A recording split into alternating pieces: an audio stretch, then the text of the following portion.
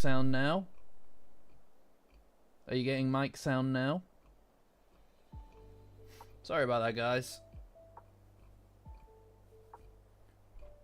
You know, funnily enough, I wasn't running particularly late to today. Normally I am. Normally I am. So the fact that I still managed to fuck it up somehow is crazy. But I'm glad to hear it, guys. Hi, Hoops. Good to see you. Good to see you, everybody. Nev, Nachan, Mighty Empire. How's it going, guys?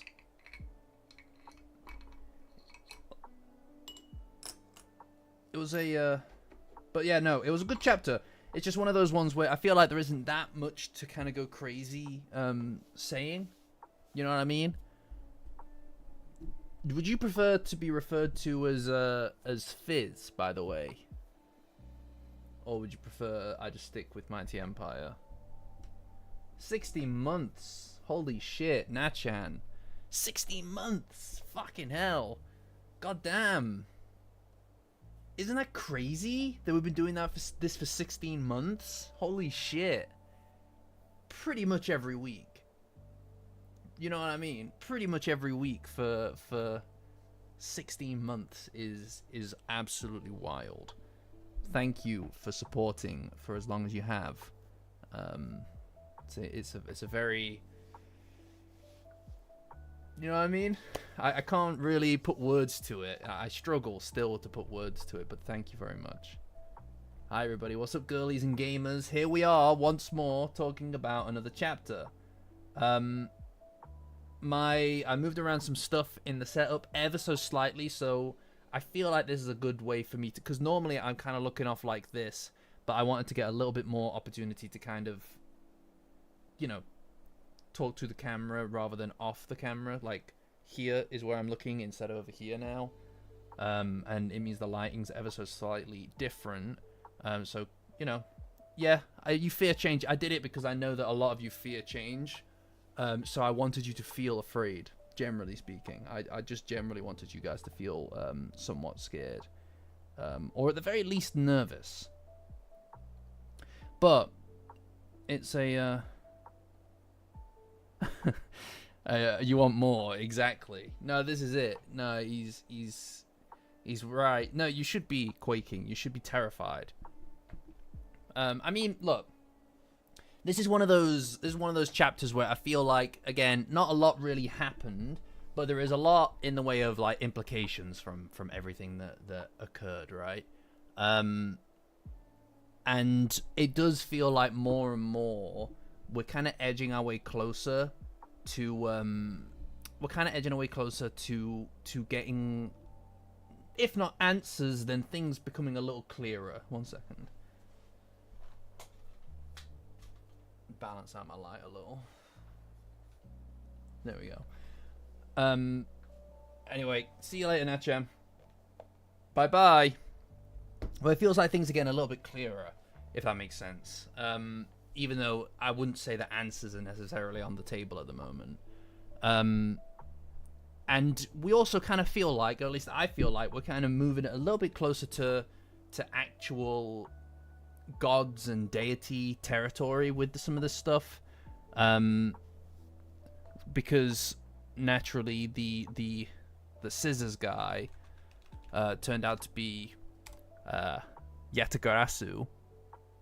Is that correct? Yatagarasu, yeah. The three-legged crow, which is, I suppose, from what I understand, a messenger almost of the gods, or a character that in mythology, in Japanese mythology, kind of dips in as a representative or advocate of the will of the gods, divine intervention, right? There's two scissors guys. That's true. No, one of them is the left-handed scissors guy. That's where we're misunderstanding here. But yeah, I mean, like you said, Hoops, it was pretty good. I mean, it was all right. I don't think that there was necessarily anything kind of revolutionary about it. It's a good fight, as usual. It's good to see Ida pulling her noble drill, you know? No, I was just saying, because Sarah said that there were two scissors guys. I said one of them were left-handed scissors. Just because I didn't want to look wrong. Like I'd misled anyone, so I lied to defend myself. Because they look identical, right? Yeah, no, that's true, Sky. Okrune's had his shit pushed in again. He keeps getting... my poor boy keeps taking L's, by the way. Yeah, it was a joke. I don't know if you got that firmware update yet. Somebody get her the firmware update. I think she needs a USB, like a manual download of it. But anyway. Yeah. It does... And we'll go into the actual chapter and kind of go through it bit by bit as we usually do. But again, I don't know that there's really that much to say, generally speaking, beyond kind of breaking down what it is that we're seeing in it just generally. Hi, Rue. But yeah, I mean, again, I think that the implications here are more significant than the actual chapter itself, right? You know, like the agent of Yatagarasu is him. He is the one that was sent. He also did a shuriken, which is fucking crazy. That's crazy. You know what I mean? Like, it's absurd. It's fucking absurd. It's a funny chapter as well, to be fair. Also, it's nice to see Ida do her noble drill again. You know, it's been a minute. Ida is so cool. I'm sorry. Right. Okay, just before we get into... I know we do this a lot. Ida is a very, very cool character. And that extends just beyond her personality, which is obviously... I think Ida's personality is absolutely standout. But her actual abilities when she's fighting... I know that Akrosoki isn't like necessarily a high tier like yokai, right? But her ability with her hair is just so cool. She wields it well, you know. And it's always one of the more interesting characters to see fighting, just generally. Our fearless leader, exactly. I like the noble drill is one, but I always think back to, you know, that shot from the from season 2 of the manga, of the anime, where she's like hanging kind of like a star almost, as the kaiju is in the distance, and then the focus kind of shifts. I think that's such a fucking cool shot. She's constantly Ida farming, and it's amazing. And she basically has unlimited hair, exactly, which is another thing that is... It adds to the versatility of her power set, right? You know? Yeah, that is the official term for it, is Ida farming. The question is whether or not this... I do wonder to what extent, like, how quickly we're going to be dealing with SEAL Team Dix, just generally. Because when they showed up, they absolutely fucking stomped, right? But because they stomped so aggressively, and their power was so overwhelming against Okrun, and they put him through the paces, it feels that... Stop saying what? SEAL Team Dix. I don't know if I'm going to stop saying SEAL Team Dix. I quite like saying it. I find it very funny. You know, the term SEAL Team Dix. SEAL Team Dix, I think that's a funny term. You can stop listening to it. You can phase it out. Phase it out, man. Phase it out. Anyway, because they had such overwhelming strength when they first showed up, and they absolutely stomped Okrun, I feel like this guy who... Dicks. Yeah. No. Oh, that's the funny bit. I thought seals was the funny bit. But I feel like the the fact that Yatagarasu is here, he's clearly a big name character. He's a full blown basically god level like character, right? At least mythologically speaking. I feel like he's gonna have to absolutely stomp. Yes, everybody's very funny. Quick, somebody make fun of another word. Quick. We've all got our own word. Squeal teamed sick. That's ridiculous. What the fuck? Anyway. Yeah, but they beat the shit out of him. They beat up... Oh yeah, P stream. They beat up him, and they basically fought Ida to a standstill. But this guy, the fact that he is who he is, I feel like he has to kind of like stomp them now. And you know, this is almost like a kind of... It feels like this is becoming a bit of a trend with the characters, right? All of my videos are basically designed around P. You can't clip me anymore. They got rid of clipping. You can't clip me. So yeah, my videos are basically designed around P. You know, I pee all over them, really. That's point, evidence, explanation. Point, evidence, explanation, people. They took clipping. You can't get me now. Now you can't get me. What was I saying? Yeah, right. So anyway, it feels like this is the trend. This is the trend that we're kind of like falling into now, where the main characters, the good guys, get their shit pushed in, and then someone shows up, some other very powerful entity shows up to save them. It's what happened with Rin. It's what's happening now. I don't know. It would be really cool. It'd be really cool if it could, if we could just get Turbo Granny to just fucking show up at any point. Like, I don't know. It doesn't matter. It doesn't matter. This guy, I'm curious about him. He's neat. I like him a lot. He's a wacky fellow. He's a wacky fellow. He's a Dandadan character. He is a Dandadan character through and through. I mean, look at that. Look at the fucking angle that he walks at, right? Check it. Look at him. He's like this all the time. Yeah, support is unfortunately out of a job.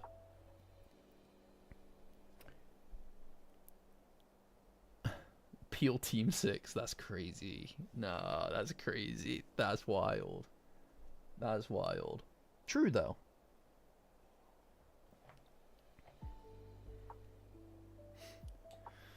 That's a good question. I mean, I don't know. It's an interesting thing, right? The time of the past like few scenes have been kind of up in the air a little bit, right? Like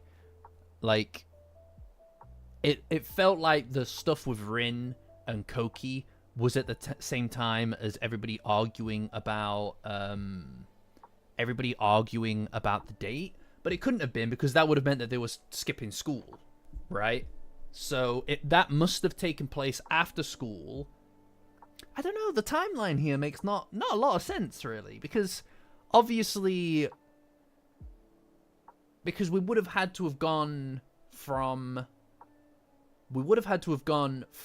school to Rin and Koki, and if you were to presume that happened after school, you would assume that then they went on their date straight away after school. But Vermola also went to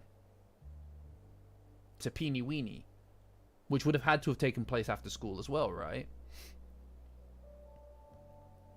Is that right? Yeah.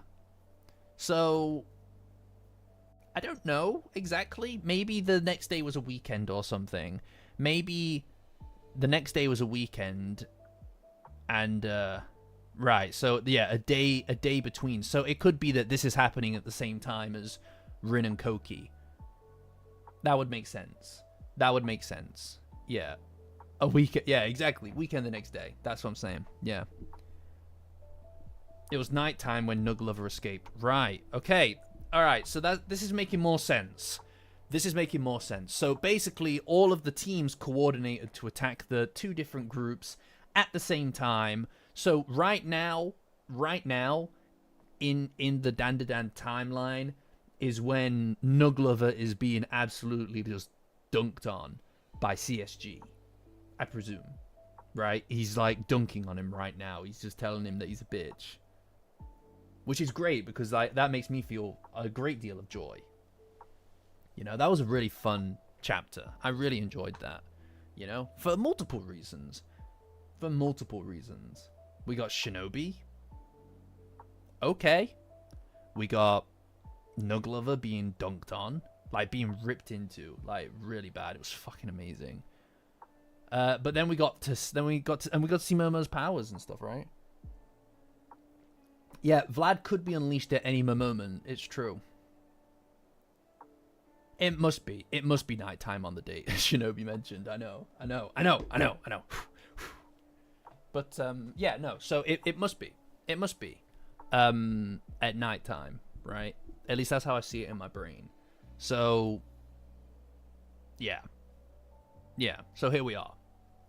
Everything's kind of happening at once.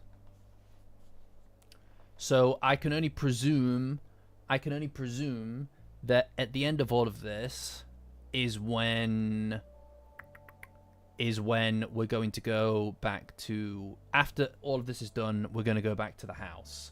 And that's when everybody's going to meet. I presume that's the kind of almost end of arc thing. They'll probably have some kind of dinner or something like that. I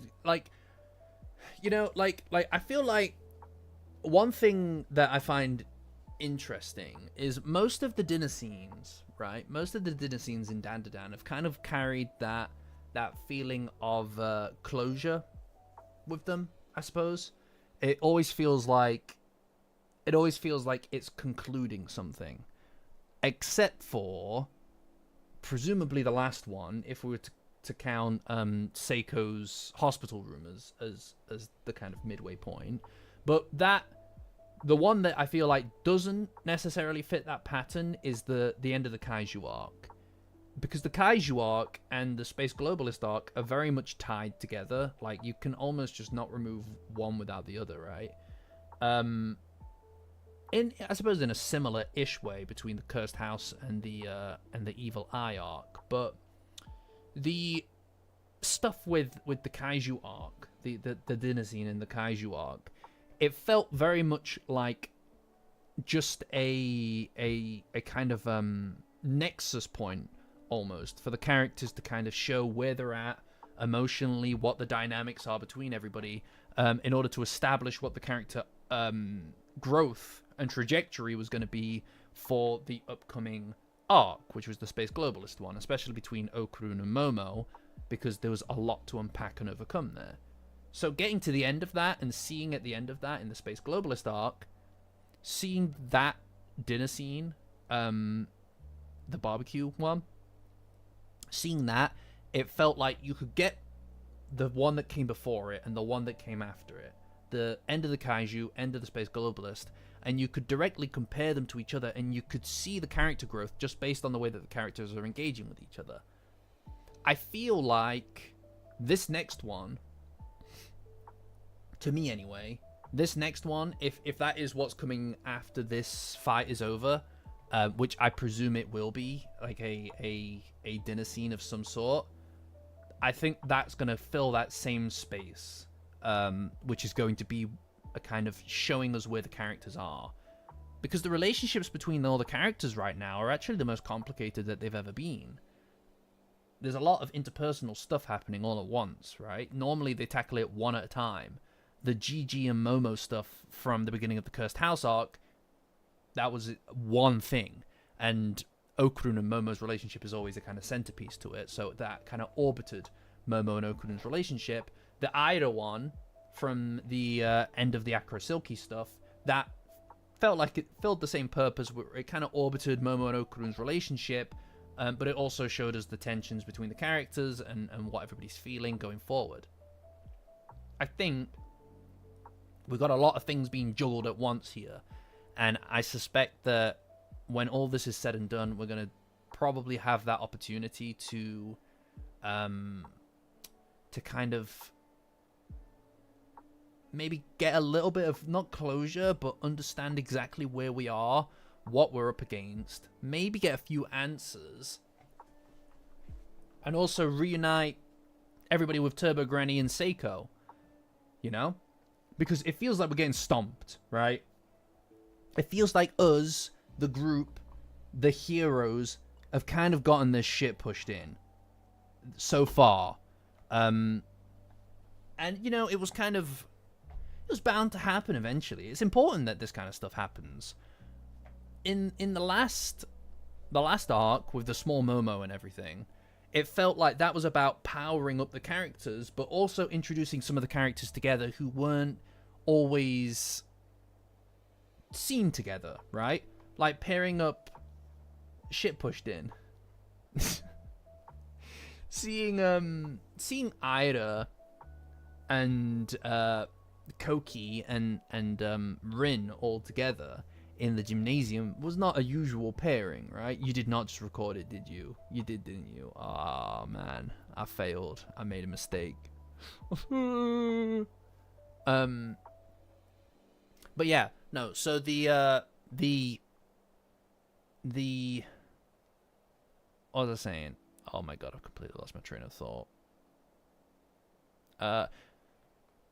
No, Zuma, I presume, is also going to be there. Yeah, I assume that he's also back at the house, right? No, yeah, this is what I was saying. Yes, the groups are in this kind of spot, or at least in the Momo one, where they're kind of discovering their powers, advancing their powers, typically through working with somebody else, right? That's what that felt like. It felt like the last arc was very much a powering up arc, and it was usually through working together, bonding the team together, like Gigi and Zuma working together, Okrun and Kinta working together, Rin, Koki, and Ida working together. All of these groups worked together and created a kind of unconventional, like the biggest one actually is Gigi and the Evil Eye working together, right? It's about pairing these people up and kind of being able to exploit the best parts of each other as a consequence of that. It was the start of Dandadan's Persona. It does feel like that, doesn't it? That's a crazy thing to say, but I know what you mean. That is what it feels like. And that powering up was the main part of the last arc, I feel. And I'm comfortable saying that Mini Momo is its own arc, right? I'm comfortable saying that that's an arc now. It was too long to not be. It kind of had two bookends to it. I'm comfortable calling that what it is. This, however, feels like it's not even necessarily the opposite of that. Although, I suppose a little bit, because Rin and Koki did get literally depowered. And we're seeing Okrun and Momo with no powers. I suppose it's about a little bit more about, not even necessarily fractures, right? But about the characters being a little bit stronger. They're in a new, what feels like a new world now. It feels like the threat level has increased. They're not just fighting the same old guys necessarily. And it feels like the threats are more formidable than they were before, more organized. And it would be nice, and this is why I feel like this dinner scene to kind of end this part of the arc, and before going into the next one, I think a dinner scene that highlights that it's time for some kind of a counterattack to go on some kind of offensive, I think would be ideal, really. And I think that figuring out, having that opportunity to kind of not only see the characters interact with each other from the new positions that they're in, the new kind of dynamics between them, the complicated dynamics between them, but then having to figure out exactly how to push that forward against threats that they're not really ready for. Maybe would get something in relation to training, I don't know. Most likely, I feel like some kind of counter-offensive is necessary, because these guys are hounding them. They're always fighting on the defensive. They've not figured out any kind of way of fighting back. It's just wait until you get attacked. Also, CSG's desire to become friends with these guys has absolutely not gone anywhere, so I feel like that must also be on the cards still.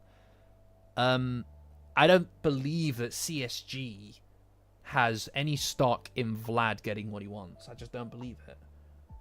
Confidant rank up, yeah.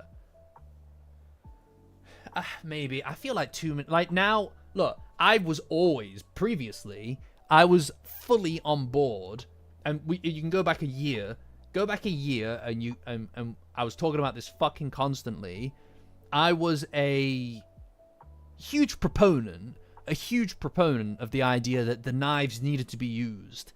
The knives needed to be used to take people's powers, otherwise the threat is just empty. There's no point in the threat even existing of using the knives if nobody's powers are getting taken, because then it's like, it means nothing. I'm not afraid of these things because they've never demonstrated on anybody that I give a shit about that they're useful.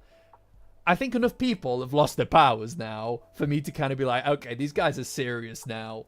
These guys are serious enough now. I'm fine. I'm fine with it. Let's beat these guys already. Come on, let's put it together, guys.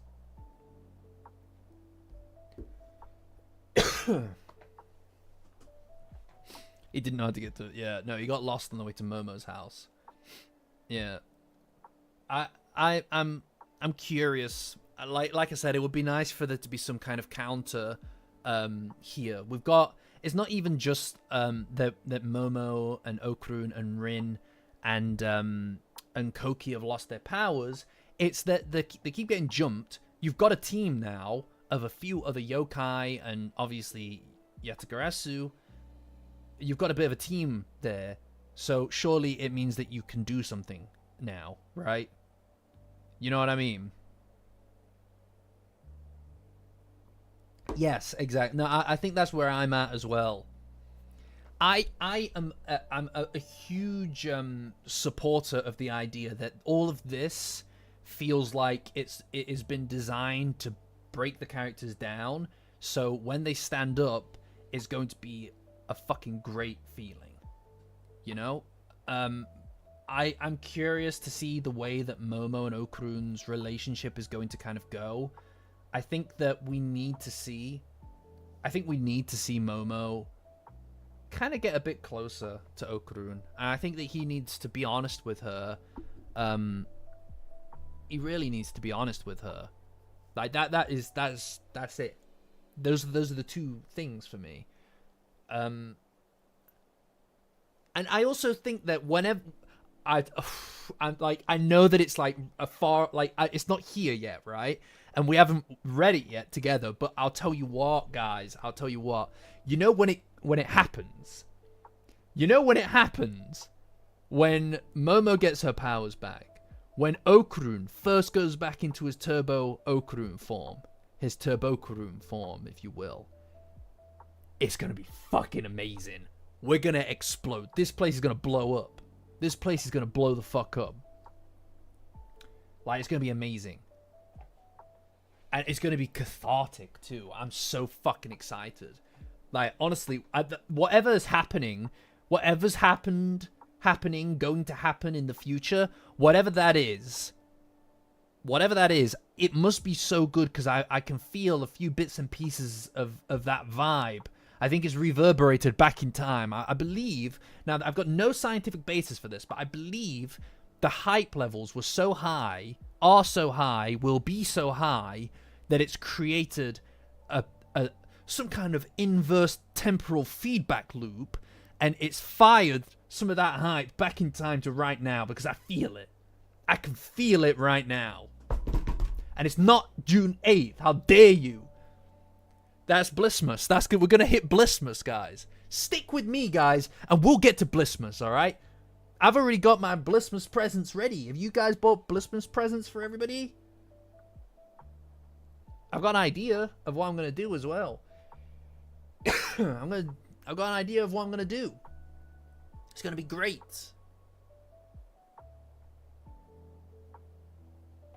But, look. It's going to be really enjoyable. But we just got to hang on until we get there.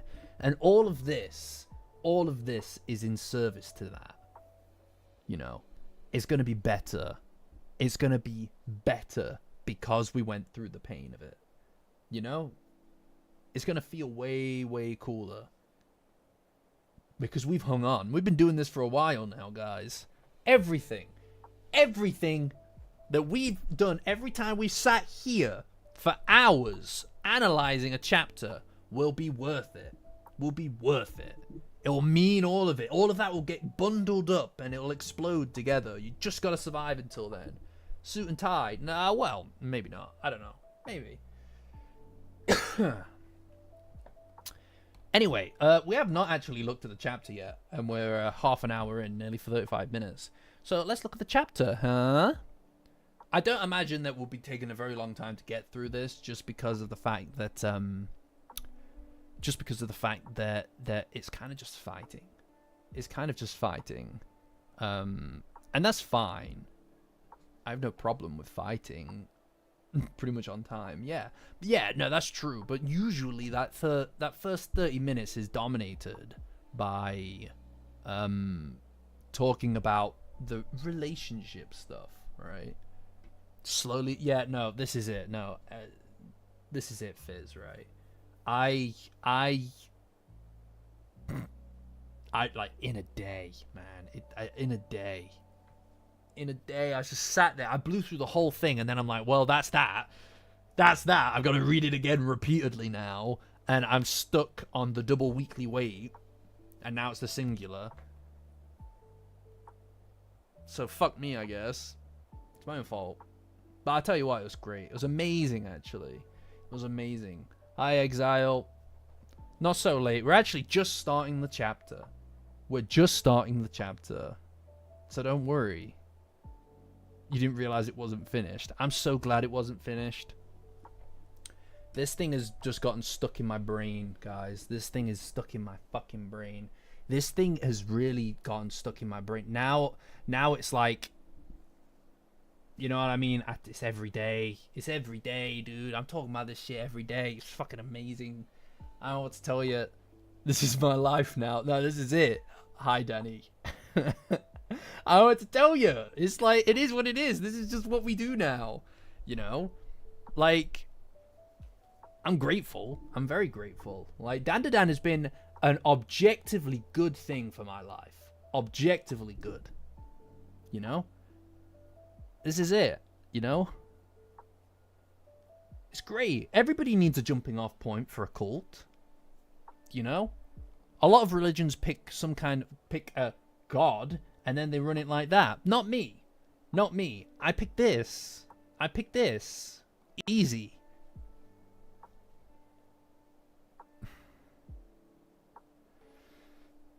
Anyway, so Yetagarasu shows up, although we don't know that's who he is yet. And big scissors guy, big left-handed scissors guy shows up with we've got a pre-made sacred text right there. That's what I'm saying.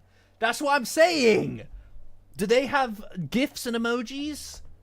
Probably not as cool as ours. You know?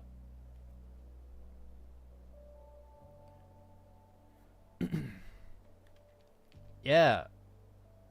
Exactly. We're all addicted. We're all addicted. It's awful, but it's really good as well. Anyway. So he rolls on up, and everyone's surprised, especially Ida. She's like, who the hell is this guy? I don't know what to call the other scissors guy. But he or she, they, are all like, yeah, state your name. What's all the blood stains on his clothes? Well, I don't know, actually. He probably got it, he just washed it off. I feel like he probably could have figured it out. Yeah, I know. One day, guys, one day I'll write the big book of Rook. The big good book of Rook. And I will publish it for you. Okay? I'll do it. I'll do it. And you guys can have there will be a clear text from which we can all work together. You know? Can have a glossary in there and everything. Yeah.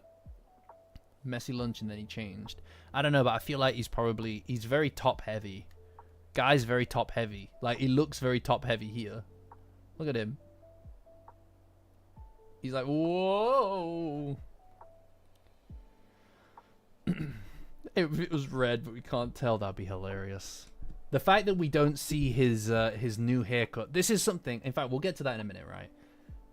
But anyway, this other person is really kind of stately about it, and they're all like, "Oh, what art thou name?" And then he thinks everybody's hair is weird. This is his thing. Yeah, I really like, honestly, guys, every we're just gonna do a little bit more, just a little bit more glazing, right? Just a little bit more glazing. Every single arc since Acro Silky that they have had Ida in any kind of proper like main role, she's fucking killed it, man. Like, she has become such a character, such a good character. You know what? Like it's amazing actually to see the kind of flip that she's done in her personality. In a lot of ways, she's nothing like the character that we knew at the beginning of the series. If you compare the way that she acts most of the time, she's confident, but not just confident in her abilities. She's kind of confident in who she is, right? And what she values a little bit more than she was at the beginning, when she was very insecure. She was an incredibly insecure person.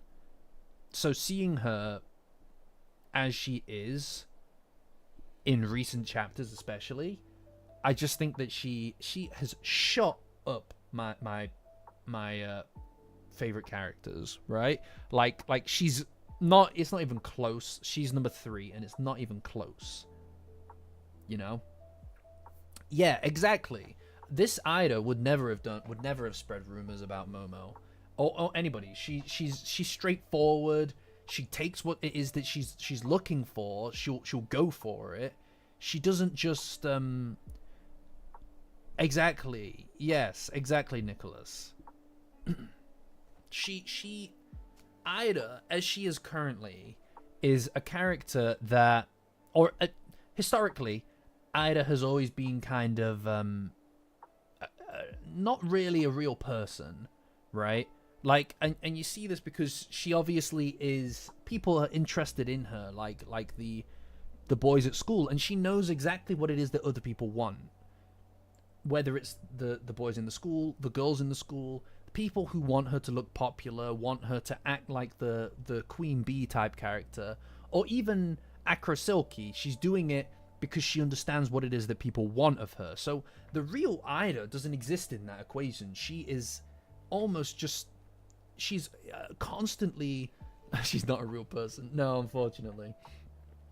But she's, oh, I don't have an Ida. I thought I had an Ida. Anyway. No, it's because there's an Ida that's sitting down, and I've got this Momo here that's sat down. Anyway. What was I saying? Yes, no. So, she's kind of just, almost just like, well, everybody wears masks in Dandadan, right? And it's about accepting that there is someone beneath that and trying to figure out who that person is. Fake fan. No, please! Please! I know, I'll need to get an Ida now. Okay, alright, I have a horrible, horrible addiction to Momo figurines. Just please. Please, okay? Okay, please. But that is who she is. She's an amalgamation of what everybody else wants her to be. And because she's always adapting her personality to fit and suit what other people want of her, there is no real her outside of just her when she's alone. It's just somebody else. Always somebody else. Always somebody else's preferred projection of an ideal person. So with Okurun, well, with the whole gang, but especially with Okurun, when he is able to look past that and see the Ida underneath, the Ida that is imperfect, that is kind of awkward, and driven in a different way, driven not just to be the best for the sake of everybody else seeing her as that, but because she wants to be stronger, because she cares about things, because she wants people to be happy. And she wants to impress and to push herself after fighting the Tulpas. That is like such a thing that clicks with her, right? She treats him like shit at the beginning, she does treat Okurun like shit at the beginning, and he still saves her, and to her that is such a monumentous thing, because she is being valued not for the fact that she is this mold of a person, but because she is an actual human being that is being seen and cared for despite her flaws, arguably because of them. So seeing her take that and become confident in who she is outside of just people's wants and desires for who she should be, seeing her become a confident character owning that shit is so good. It's really good. And the way that she talks to Okurun in this arc, with intentionally sidestepping the masquerade, is something that I think, if that was the only thing we take away from this whole sequence, if that is the only thing we take away from it, I think it's worth it. You know? And like, she inspired Koki as well, right? Like, now she's actively inspiring other people to be the best version of themselves, to stand tall. I think that the feelings are so genuine, and I think that she's become such a strong character despite starting out from such a weak position. So I don't know why I started talking about Aira. I just don't think I can help myself. She's great. She's a great character. She's a great character. And she does care about Okurun here, right? Like, she was willing to give up Acro Silky for him. And that's fucking wild shit. Yeah, no, Exile, I also agree with that. It's not even necessarily that they have zero chemistry in my eyes. It's just I haven't seen enough interaction. I haven't seen enough interaction between Ida and Gigi that's made me feel like they are anything more. It's not necessarily that I want anything from them or don't want anything from them. If you show me them in a scene together where it feels like it works, fuck it, let's do it. I don't give a shit. Like, I'll buy into it if I buy into it, you know? But until you've shown me that, I can't really see it. I mean, I do think Gigi has also grown quite a lot recently. I mean, he's a bit more insightful, I think, than people realize. He's not such an idiot that he can't tell what people are feeling.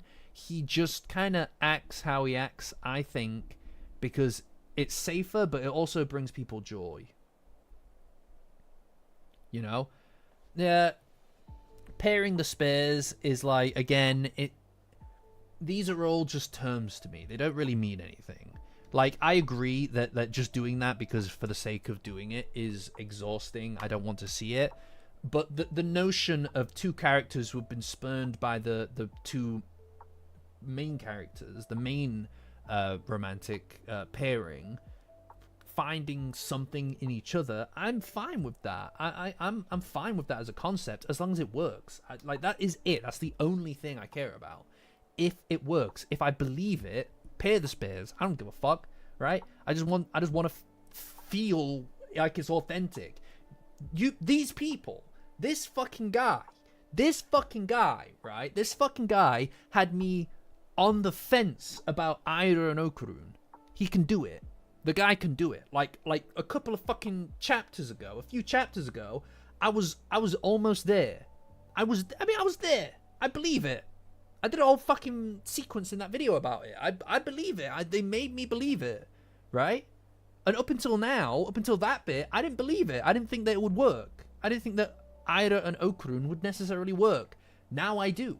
And that's what makes Okurun's choice, which will undoubtedly be Momo, so much more impactful. But if he can do that, he can do this with any other characters if they work together. Let's go. I don't care. Let's do it. You know? Yeah, exactly, Fizz. Exactly. All the characters are flawed. And I really like that about them. They're not just constantly... Like, even like, if you think about Okurun, right? If you think about Okurun, there is virtue in the fact that he finally found the guts to kind of just push forward with Momo. But it felt like the this effort was made now almost on kind of like a I want to go back kind of thing, desperately trying to make it go back so he could do it then, right? When he tried to get Momo to go on that date with him, it felt like these are the spoken regrets of a man who's doing this too late. And it's not even his fault. He's tried his best. It's just, you know what I mean? They waited until there was almost no way out of a situation before he told her that he felt how he felt. He confessed his love to her in that situation. If either of them had done this way earlier on, this wouldn't have, they could have had that time together. They could have made that work. And now it feels like part of why he's pushing himself so hard is because he just regrets so much of it. He regrets so much of the fucking waiting for Momo to do something. And Momo as well, I'm sure, in the same situation, would have the same regrets about waiting for Okurun to do things. These are, like, there is virtue in the fact he tried, but there's also a significant problem in the fact that he was trying with somebody who wasn't reciprocating it. She wasn't receptive to it. And then he lied on top of it. It's multifaceted characters. Multifaceted characters. And I'm guilty as well of saying that it was like, oh yeah, go on Okurun, do it. Get your girl, bro. It's anybody's. You know what I mean? But this is what keeps the series interesting. You know, this is what keeps the series head and shoulders for me above other ones of the type, is that the characters feel believable in their positives and in their negative moments. You know, this is what keeps me interested. You won't get the same shit from like Naruto. I'm sorry, but you wouldn't. You know? No, well, I think this is the thing, Exile. I think part of what I think needs to be done, and I think this is why after, at least partially, we got lost in the sauce, is what I'm saying. This is what I'm saying, Danny, yeah. Believe it! That's a bio. Am I right? Am I right, girlies and gamers? No, I think that part of the reason... Yeah, no, this is it. Yeah, this is what I'm saying, Fizz. That is basically what I'm saying, right? There is not going to be a perfect point. There's not going to be a perfect point. The perfect point was yesterday. The second most perfect point is right here, right fucking now. And now this is this in a lot of ways, the situation that we're in, in a lot of ways, the situation we're in are the consequences of waiting, of not making it clear. And we've talked about this before, but Momo and Okurun's relationship, if it had taken those steps, the necessary steps, this whole will they won't they between Gigi and Momo and Ida and Okurun would have been put to bed by now. Because the only reason that they're even making these moves is because they don't know a goddamn thing about Momo and Okurun's relationship. That's the reality of it. That's about am I right? Yeah, I know. That's what I'm saying. That's what I'm saying. That's the only reason. That's the only reason. So they need to just get to it. And I also think that part of the reason, that this arc, the amnesia stuff and the small Momo stuff has happened, is because I think if you're gonna have Momo and Okurun kind of solidify their relationship, the character dynamics are going to flatten a little bit between some of the main cast, right? Ida, one of her main things has been her love for Okurun.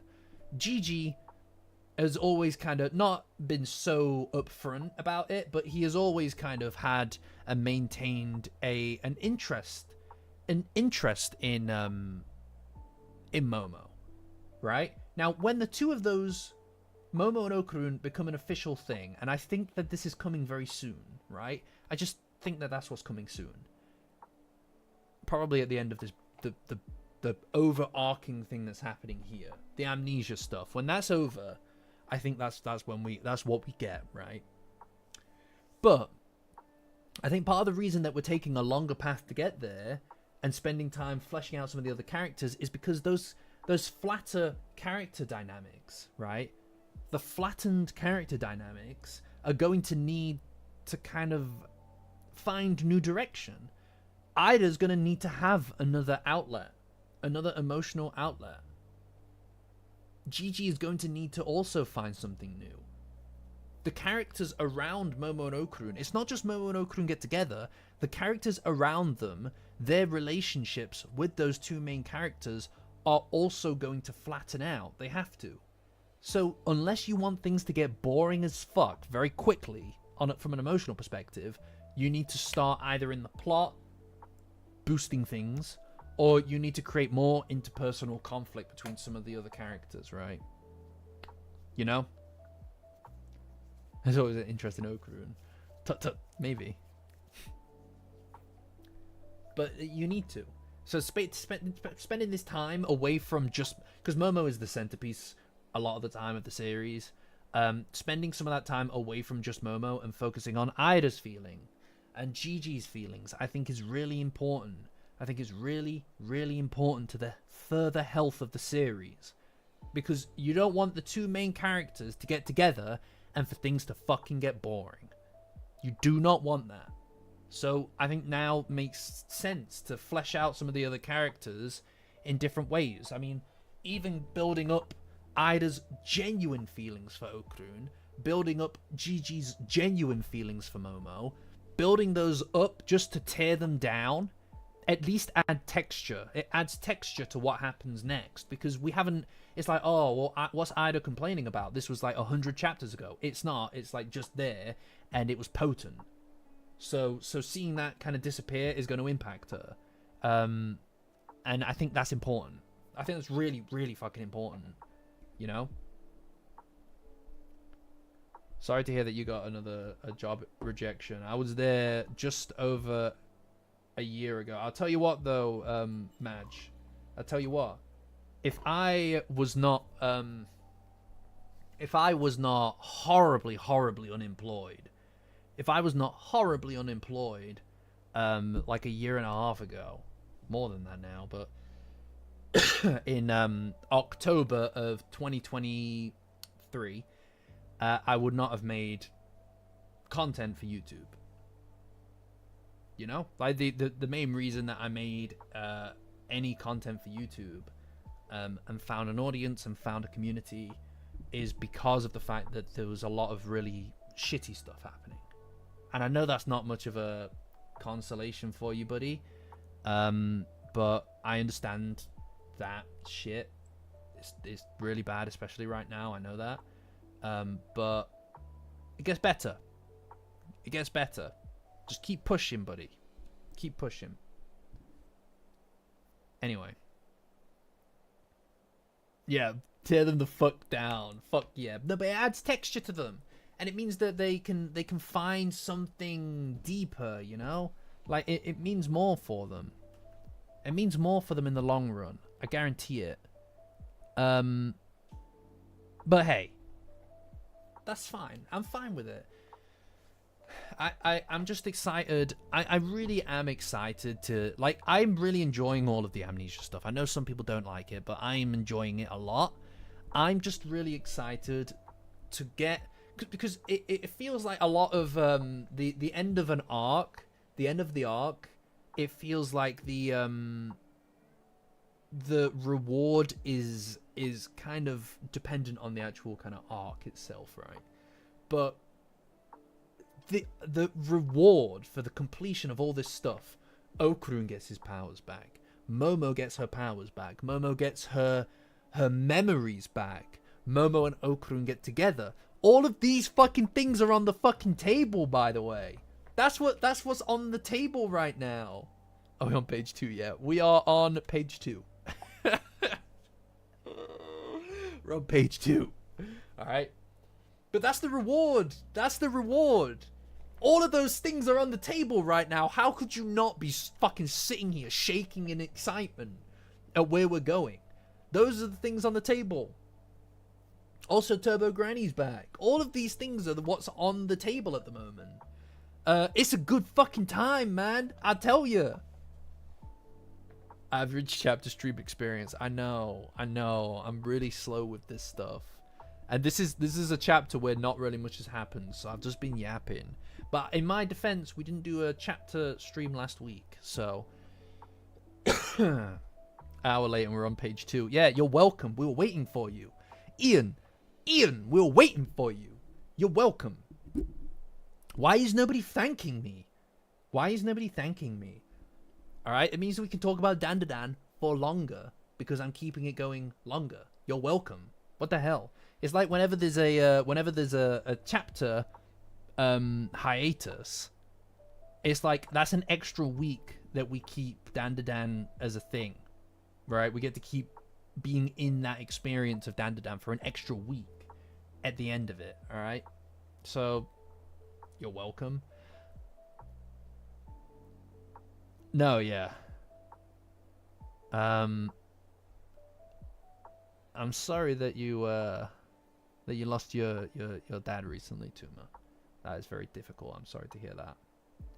But hopefully, Dandadan can provide whatever little solace you can get, and even if it's just distraction, because I'm gonna be here yapping and screaming down the microphone at you, for however long, all right, and we're here. You know, important thing to remember, everybody, whether you're lurking or whether you're chatting in the live chat right now, guys, right now, is that is about more than just Dandadan. It's about more than just sitting here and talking about chapters. It's community.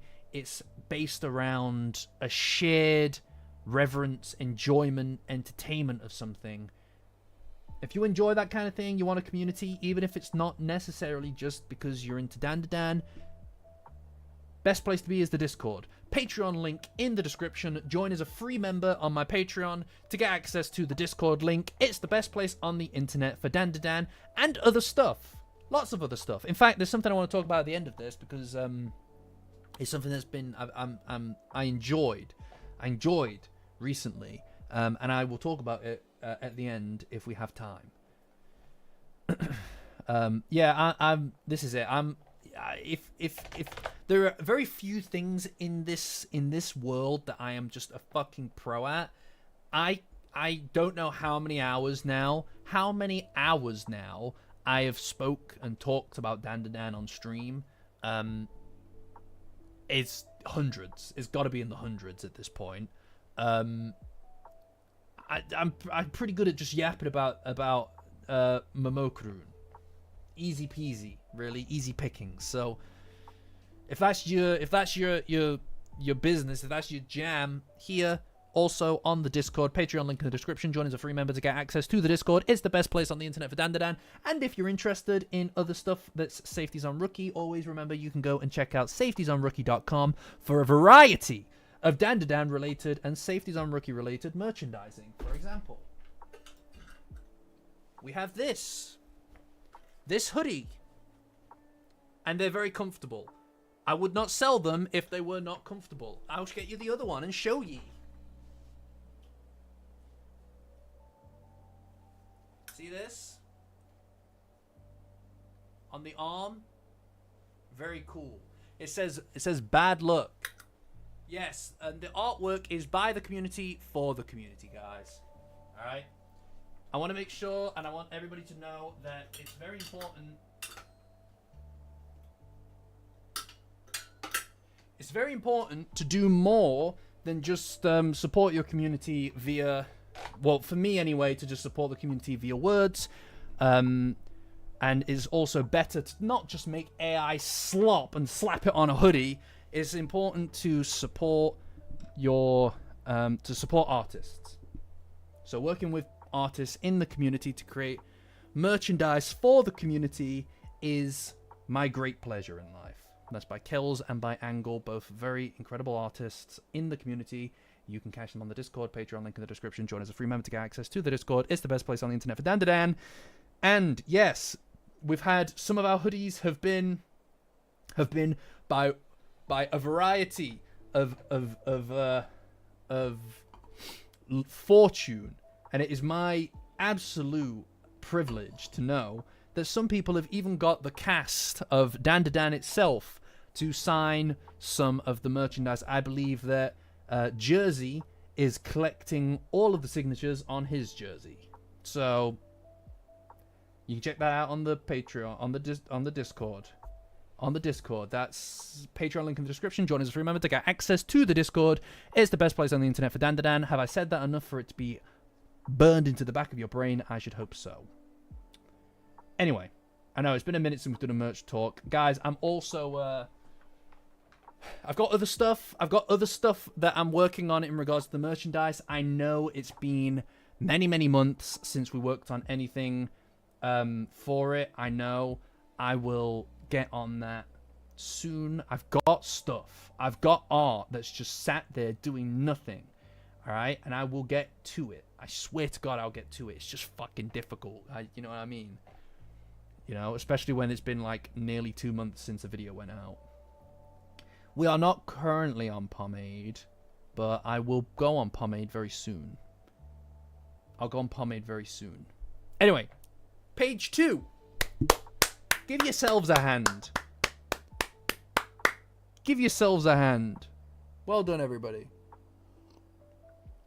So, he points out that they've all got weird hairdos. And they do. And then this fucking guy just wallops him on the side of the head with a... He doesn't even wait, by the way.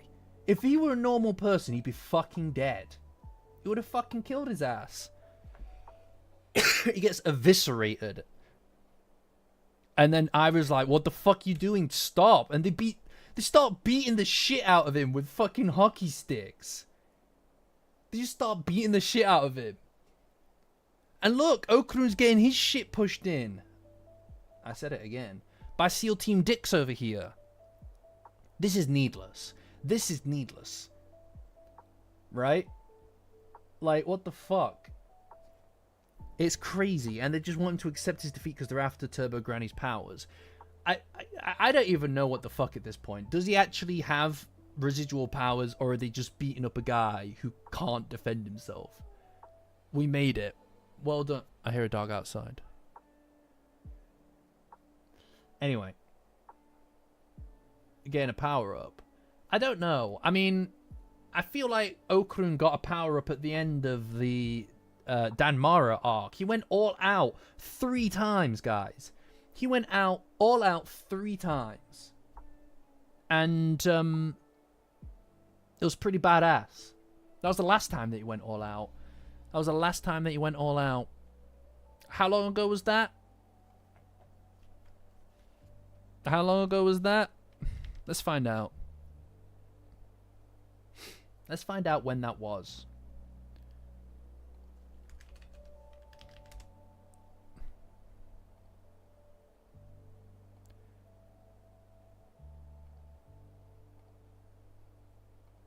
Was it like 160 something?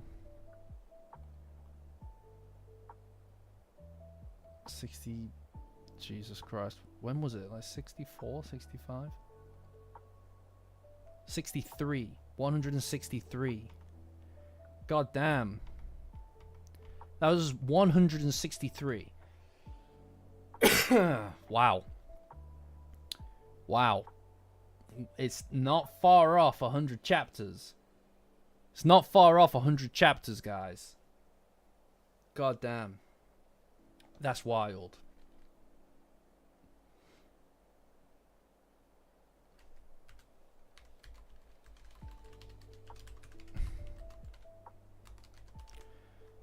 As a percentage,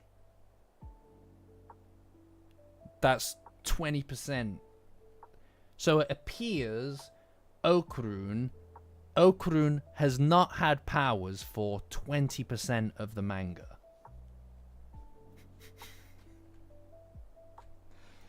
Okurun hasn't had any powers for 20% of the manga now. So think about that. I feel like expressing these things in percentages or in fractions is a very powerful way of putting it into perspective how long ago this occurred, man. He's the iconic character. He's everywhere. If you go around and you see Dandadan related merchandise, there's Turbo Karoon and there's Momo. All right, and Turbo Granny. Those are the three, and he fucking removed basically all of them. He's like, fuck it, they're all gone. Now what? Now where's your Danny Dan? Where's your Danny Dan now? Anyway, Okaroon's left on shit street after getting his ass beat, and then out of nowhere, the boy shows up. Look at him go. That's really cool. That's cool artwork as well.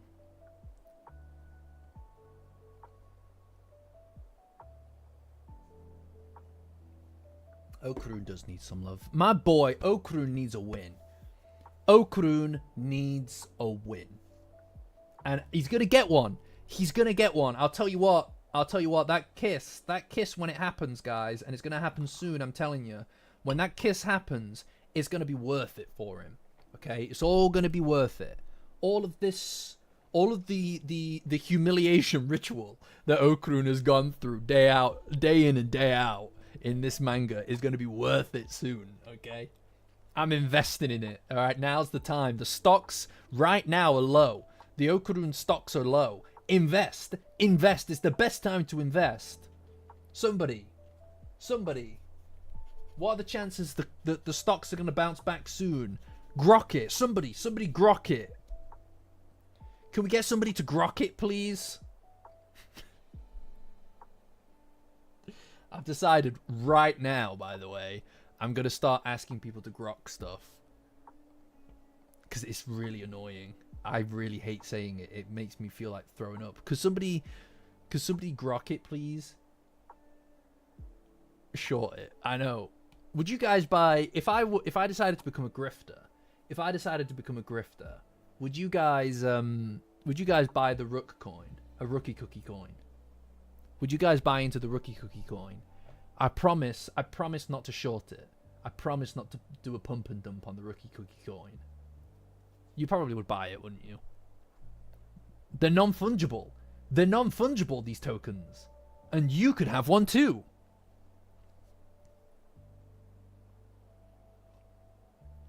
Oh. Alright. No, in this situation, I would not be a grifter. No. That is the least fungible. There's no funge to it. No funge it at all.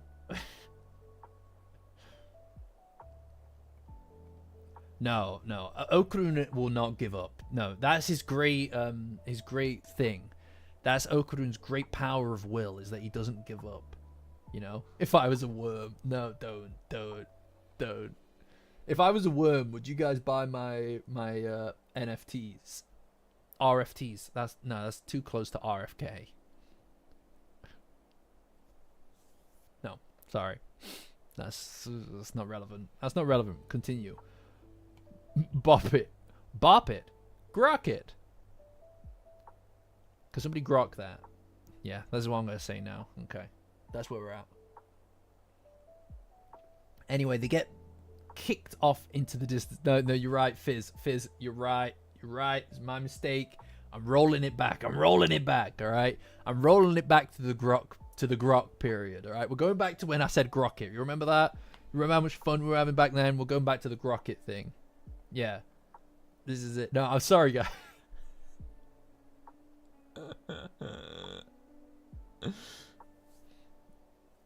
You are absolutely... That's a good idea to do that. But I'm referring to Twitter's grok. The worst of the groks. Somebody grok it. Okay, I'm done. Anyway. He goes flying, and then he also slides along on the ground because he falls on his ass. You know? And this is what I like about my god. About my gods. You know? They're relatable. I too have slipped on my ass on the ice. Anyway, Scissors Guy comes back at him, calls him a half-wit, and then my boy pulls out his secret weapon.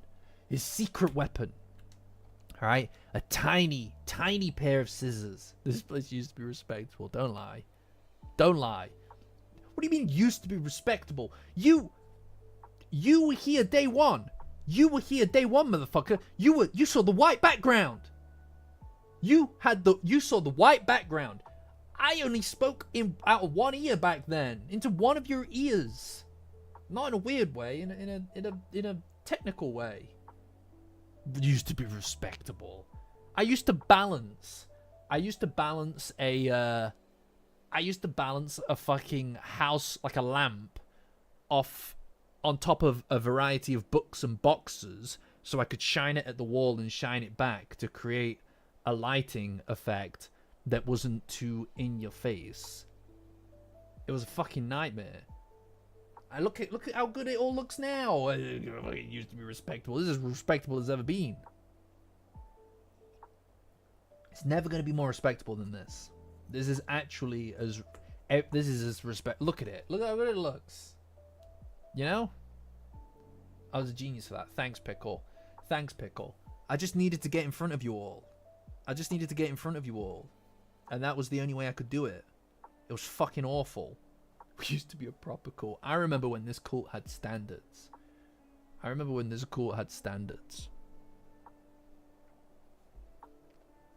Anyway, my boy uses his tiny scissors.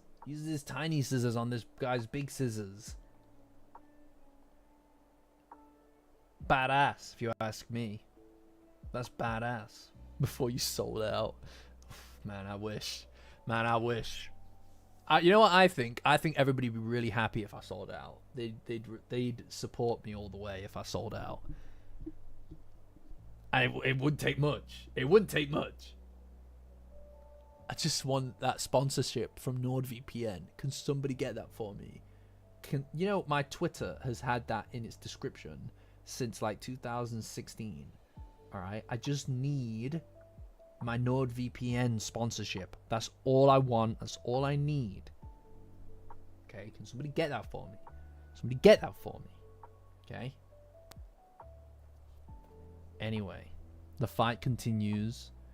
And then he asks Ida to jab her hair into the ground. He says that her hairdo is quite nice, which is nice.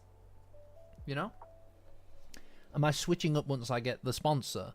I don't know. I suppose I'll just have to have a big icon in the background of it. Right? I'll just replace the clapboard. I'll replace the clapboard with it. You know, this hasn't changed. Since Panino Day. You guys remember Panino Day last year in what I believe was September? It's not changed since then, and we did it in one take.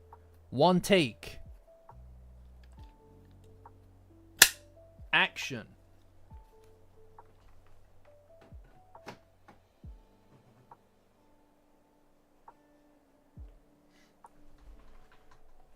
Sponsorship, Tatsu. No, they don't know who I am.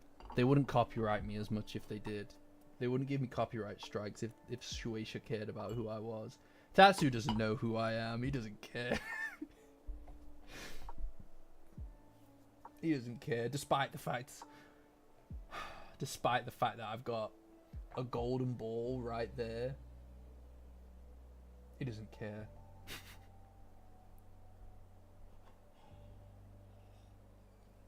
Yeah, no. Yeah, if you could get that set up. Big Pickle. If you could get that set up for me, I'd really appreciate it.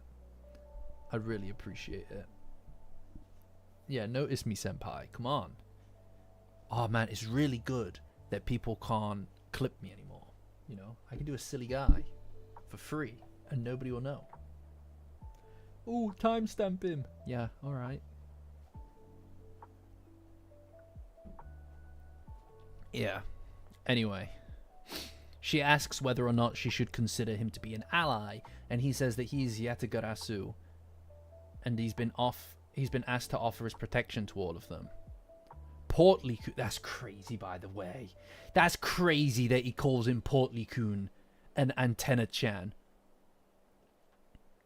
And then Ida stands up for their fucking honor, and she's like, Sakata and Vamola. Yeah, you go. Portly Coon is crazy. He doesn't have the hair change. Clipped it with my phone camera. Now! The Big Yatta. I would love to voice the Big Yatta. Pickle, could you get that set up for me, buddy? Could you get that set up for me? I really appreciate it. He doesn't have the hair change. His hair remains unchanged. What are we going to do? I'm going to be devastated. You know, I'm convinced, by the way, after... I think that it's been a lot of work to keep the hopium flowing, and I think we've done a good job. But I'm worried that if Kinta does not have a new hairstyle, if Kinta doesn't have a new hairstyle, I fear that I won't be able to hold back the tide of Dandadan fans, because I feel like everybody seems to believe this is a good idea. I don't think we'll be able to hold him back on this one. You know? No, but this is it, though. If he hasn't changed his hair, if he hasn't changed Kinta's hair, he would have been better off cutting off his head. My credibility is on the line here. That's what I'm saying. That's what I'm saying. Nicholas, he's right. Nicholas is right. It's a flashback, I swear. He has a low taper fade. Trust. I'm trusting you on this, Fizz.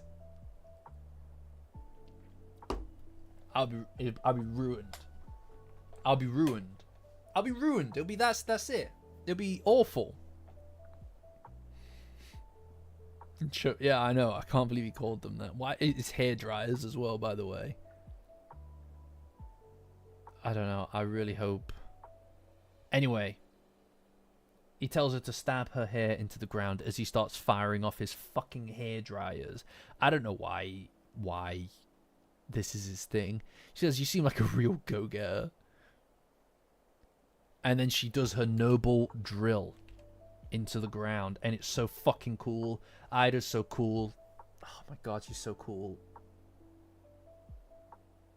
She's so cool, dude. I'm sorry, she's so cool. Her whole hair power thing I find so compelling. I find it to be such a compelling like fighting style. You know, he has the waves now. Yeah, no, this is what I'm saying. All of my I've got tons of stocks currently in the Kinta fade market. I know, that's what I'm saying. I'm going broke as well. The channel will be in debt. I mean, the channel's in massive debt because we spend all of our funds in that. I don't know why I'm saying our. Like there's anyone but me. I think it makes me feel like more established when it you know what it is? It makes me feel more established because it's almost like I'm saying, oh, this whole production studio, when in reality it's me, one singular crazy person screaming at a microphone alone in a room. And that's what it always is. When I say we, it makes me feel like there's more to it. You know what I mean? You know what I mean? Like, I've got people on the payroll, right? Ooh, how good is that? You know? That's it. Like, if I spend all your money, we have to pay more tithes. This is what I'm saying. Yeah, sorry, guys. But a couple of bad ventures. I need the Yokai Power tier users to bail me out. So all of the subscriptions are going up. By £50 a month. And I know that seems steep. Okay, guys, I know that seems steep, but think about what you're going to be purchasing. Don't you know there's a war right now? Don't you know that there's a war right now? I need to put up the subscriptions. Don't you know? Don't you know? It's called business, all right? Inflation. Inflation goes up. Inflation goes up. The channel cost goes up. So, take that. Yeah, take that. Did a stream. I know. No, this is it. And you know what? I'm starting to think. And I'll run this past Jersey. So we don't need to do a fundraiser. I think maybe we just do a GoFundMe. I think we just do a GoFundMe for the dinner stream. Very clear tiers, right? Like a Kickstarter. Like a Kickstarter for it, right? We could do a Kickstarter.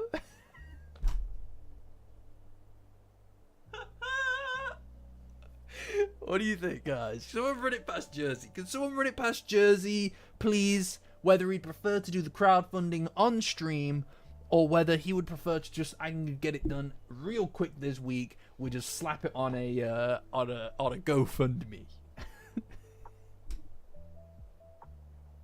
What do you think?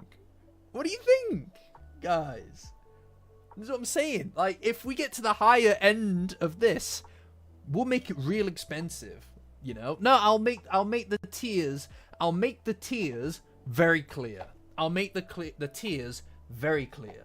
All right, and I'll even have little polls that allow people who donate to be able to select what it is. All right. If anything, that's democracy, baby. Someone run that past Jersey. Someone run that past Jersey. Run it past him right now. All right. Okay. We'll do the fundraiser. We'll do the GoFundMe, the Kickstarter, whatever it is. All right. An Indiegogo, even, and we'll get this dinner stream off the ground. Okay. All right. Look, you know what I mean. I'll make it reasonable. Come on.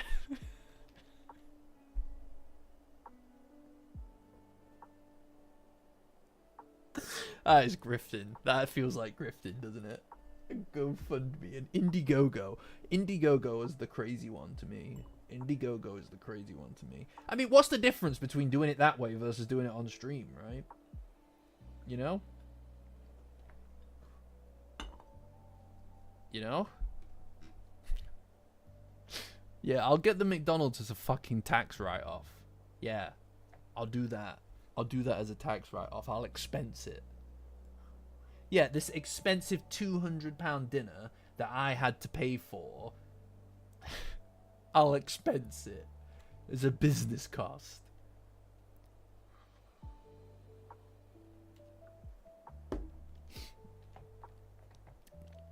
Anyway. Breaks down into the ice, and now it's all jagged, so nobody can slip on it anymore. And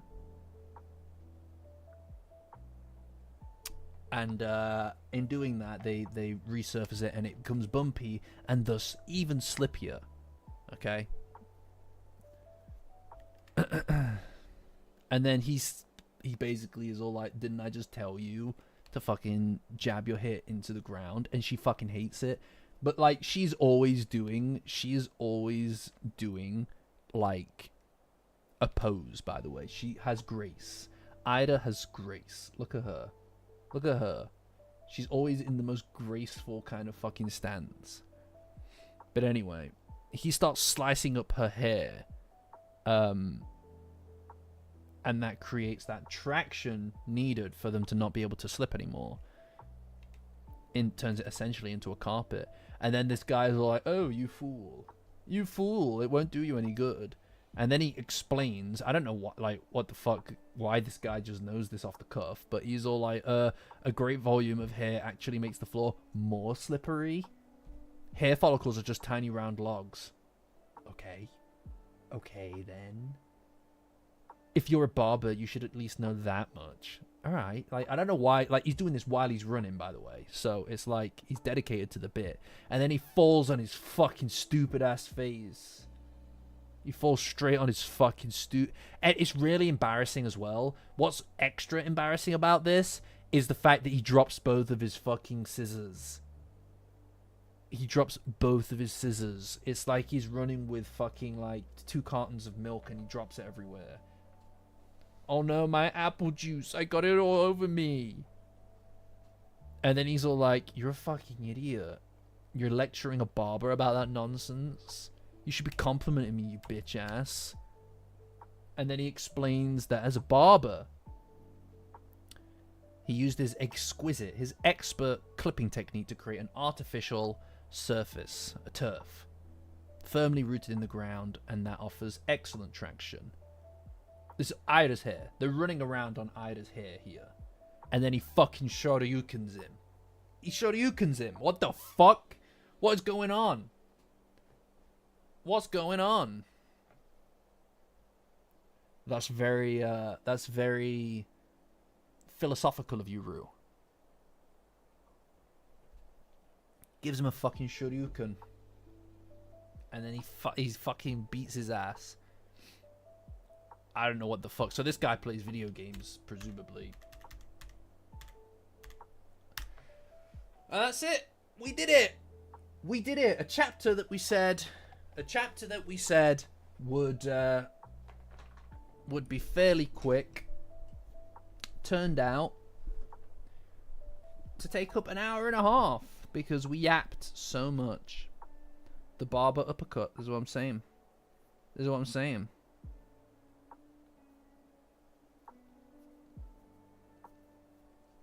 Yeah. But anyway, that's the chapter. It was a good chapter. You know, definitely a fight one.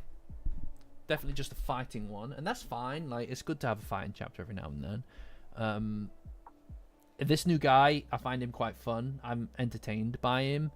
Yatagarasu. I'm entertained by him. I'm excited to see what he adds to the gang just going forward. But, yeah. I mean, I'm curious about next week. I obviously, unfortunately, will not be streaming next week. I'm away for work, so I won't be streaming.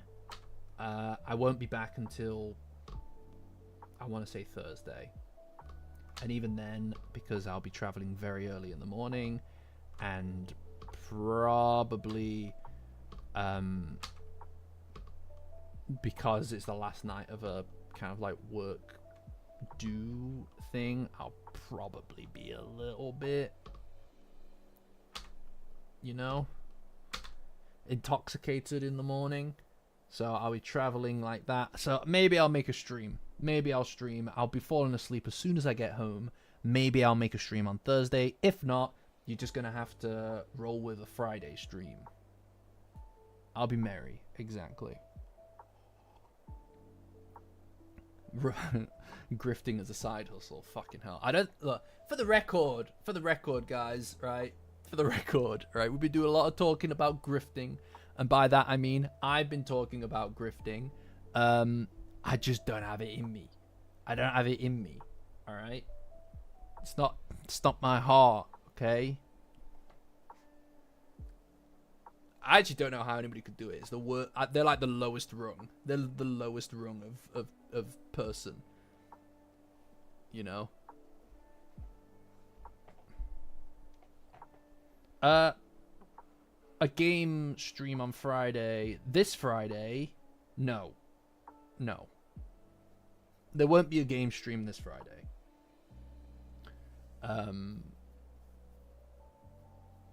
No, there won't be. It depends on if I have time or not to make it work. Maybe I'll do something else in the week, but I've finally gotten a handle on a video idea. I have the keys, I'll do it. No, I finally got the hang of a video idea, and I'm working on it. I'm working on it. I got the intro done this morning. Maybe I'll get it written in the next day or two, but I'm going to be busy this weekend.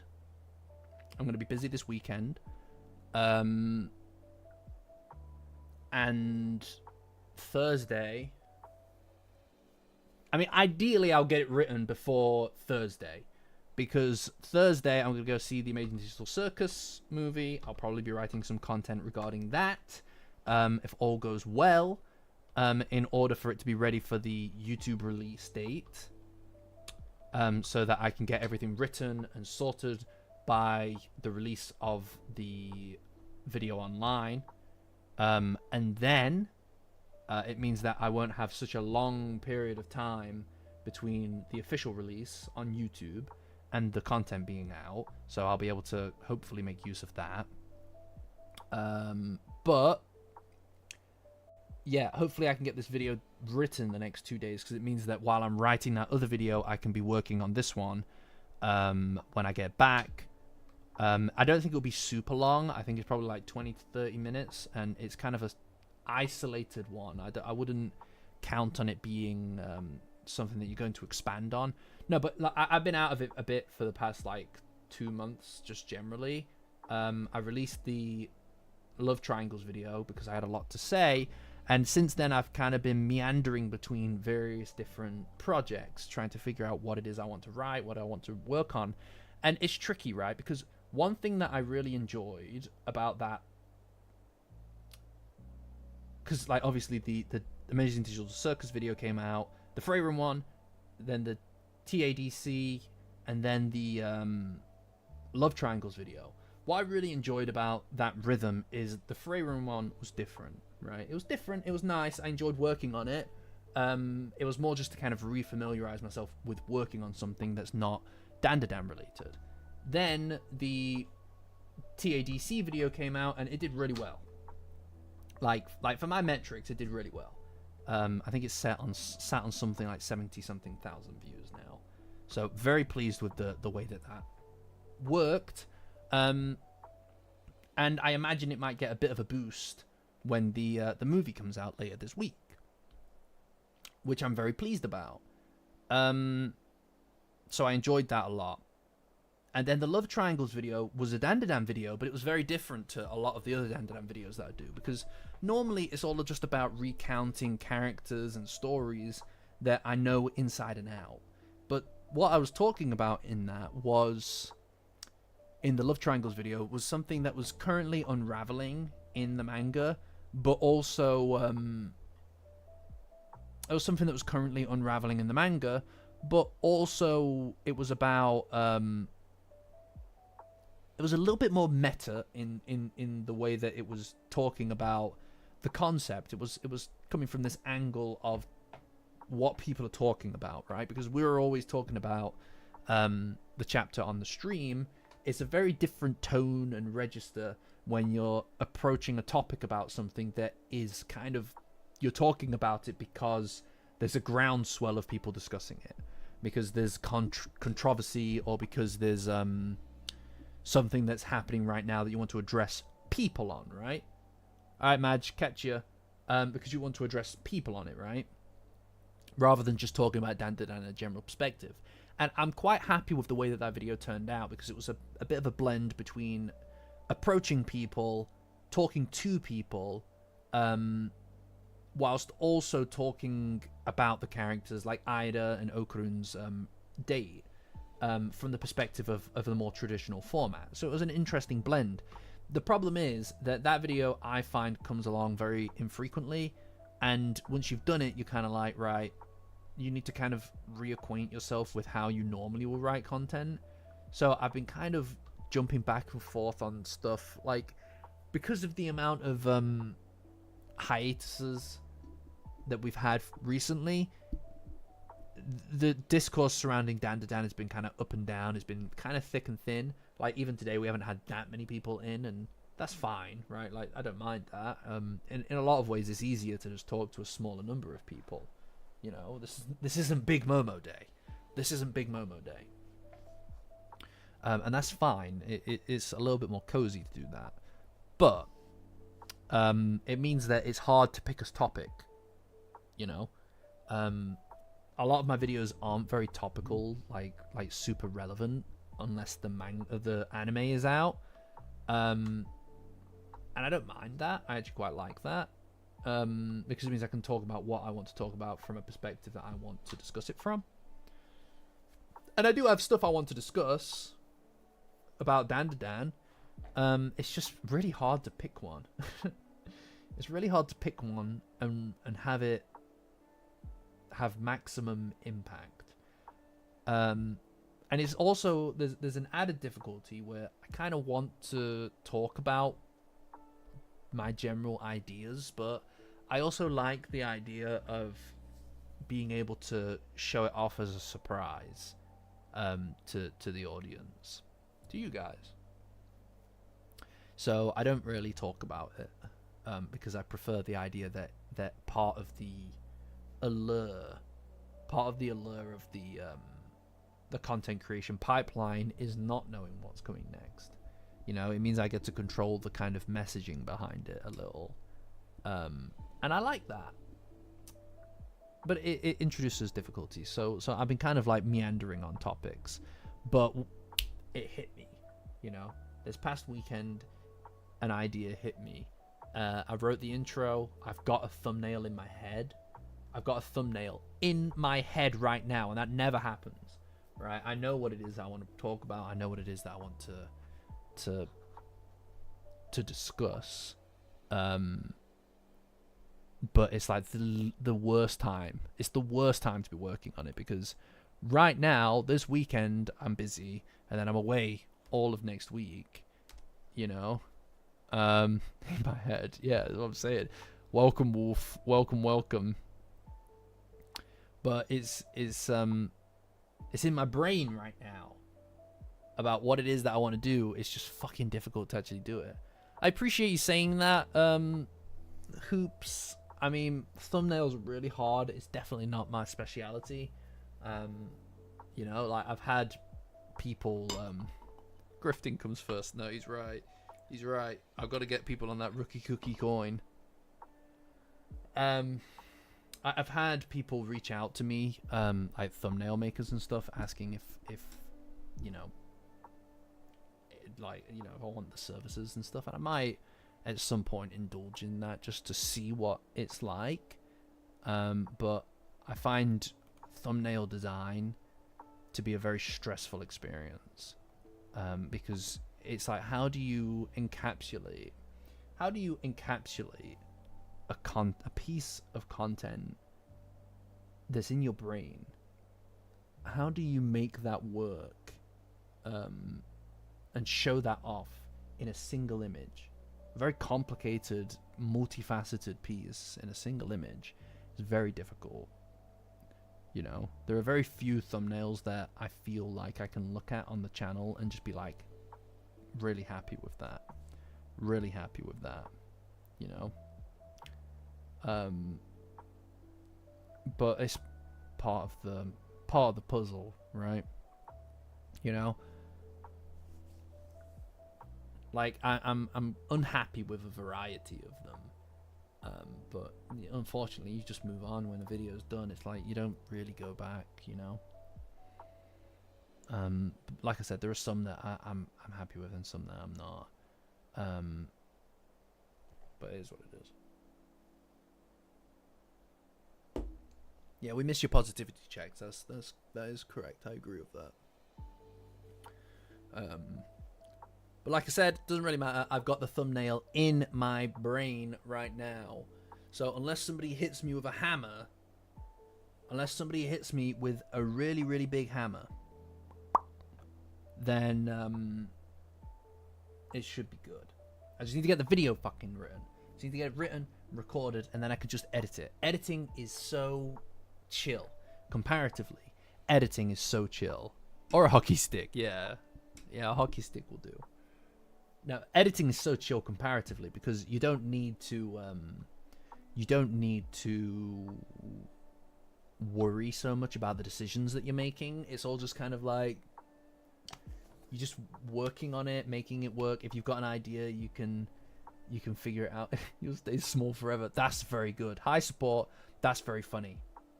That's very funny. That reminds me, actually. I mean, look, hey, at the end of the day,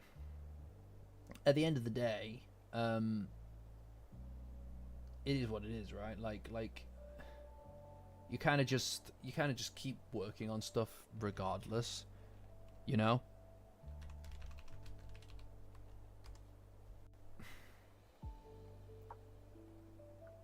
And you just kind of like let it run over, you know. Like I said, the actual writing is definitely the more difficult portion of it, but the editing itself is a very freeing kind of thing. It feels like, even though you've got tons and tons to do, it feels like you can be quite creative with it without having to kind of put pressure on yourself in the same way. Because you, like, if you were to ask me to edit something, it would really just be a matter of time, like how much time it will take for me to get it done. If you were to ask me to, and I'm not saying that like my editing is anything special, it's really not, it's very basic stuff, but the writing is so hard because you don't know if it's going to work, you don't know how people are going to respond to it, how you write it as well. You don't realize how sometimes you've kind of got to play things up in the script for them to come across at all to people listening.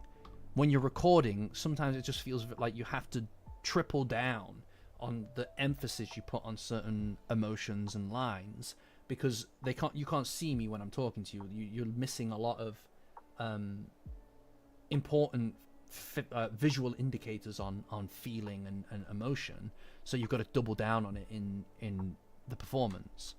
That stuff is difficult, you know.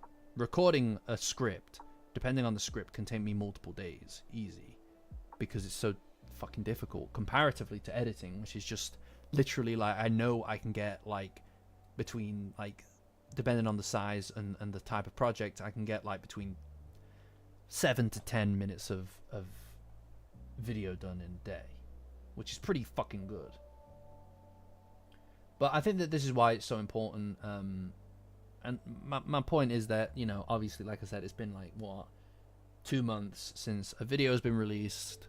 And you kind of put pressure on yourself needlessly to get it done sooner or later.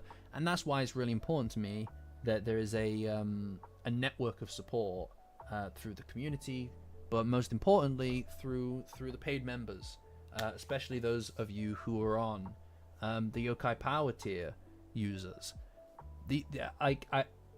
It's hard to, again, like, it feels like by now you'd know exactly what kind of shtick you want to approach this conversation with, this topic with, but I really don't.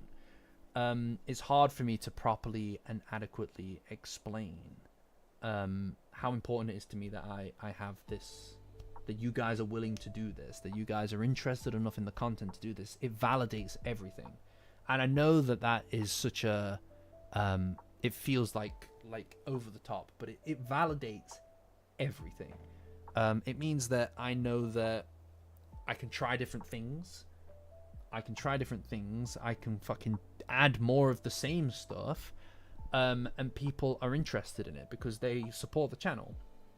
Anybody who is at this tier, in my opinion, basically has an opt-in to basically like producer level stuff, right? Like in my opinion, that is like a proper stake in the channel's growth and success, and that is the kind of guiding light that I try to approach all the topics with, all the videos with, is trying to make sure that this core group of people are going to be satisfied with the content. So hopefully you are. But more importantly than that, gotta take my time to call out the people who do. So that's 720, Angle, Bartholomew, Chouse Grousington. I don't know what, we're doing a bit, I don't know what it is anymore though. D. Just D. Bird. She's a bird. D, you bitch. 5th Gram, Griftmaster Toaster, Jersey Backy, Mother Support on Summer Break, Operations Commander Blissycat, Orbis 6565, Quentin Tarantado, Space food gach. Your favorite scented candle. 0. Tim Kai. Oh, that's it. Just Tim Kai. Charles Grousington. That's, is that Pickle? I don't know who anybody is anymore. Is that correct? No. Why does it keep removing Pickle? Whenever, no, genuinely, whenever I change, in fact, I'll show you. No, I can't. Whenever I change, no. Whenever I change over to the second tier of Yokai Power tier user, Pickle is never there. It is removed from the list, and I don't know what to tell you. SOR, Grifter, Master Dill. Fucking ridiculous. And Tim Kai.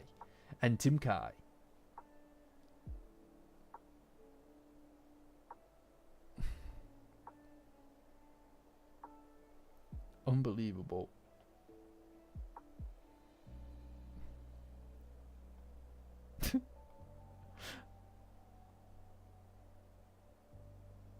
Yeah, I know. Now everybody's saying I'm a grifter. Mom, everyone's saying I'm grifting. All I want is exorbitant amount of money to literally eat food on stream. No, you know what? No. I changed my mind. That is a completely reasonable thing. That's not grifting. That's reasonable. I'm debasing myself. There are people who don't enjoy eating on... Did you see... Have you seen that video? That video of fucking... What's his face? Ryan Gosling eating food on fucking, like, one of those YouTube channels where they go, oh, what's better, British or American food? and he covers up with a coat every time he takes a bite of something. This is what I'm saying. If you know what? No. Yeah, you guys got the McDonald's stream for free. You got the McDonald's stream for free. Okay? Yeah, this is what I'm saying. All right? It's one thing to sit here and eat a fucking microwave fucking meal or to eat a panini on the stream. Okay? That's one thing. All right? But you're talking to me about full course meals and spicy foods that's going to be more difficult for me to enjoy. It's going to create a more embarrassing display for me. I deserve compensation for such things rather than just for free. Okay? You know, you go out and watch a show. You pay to go see the show. All right? You know what? As well, it wasn't even my idea. People.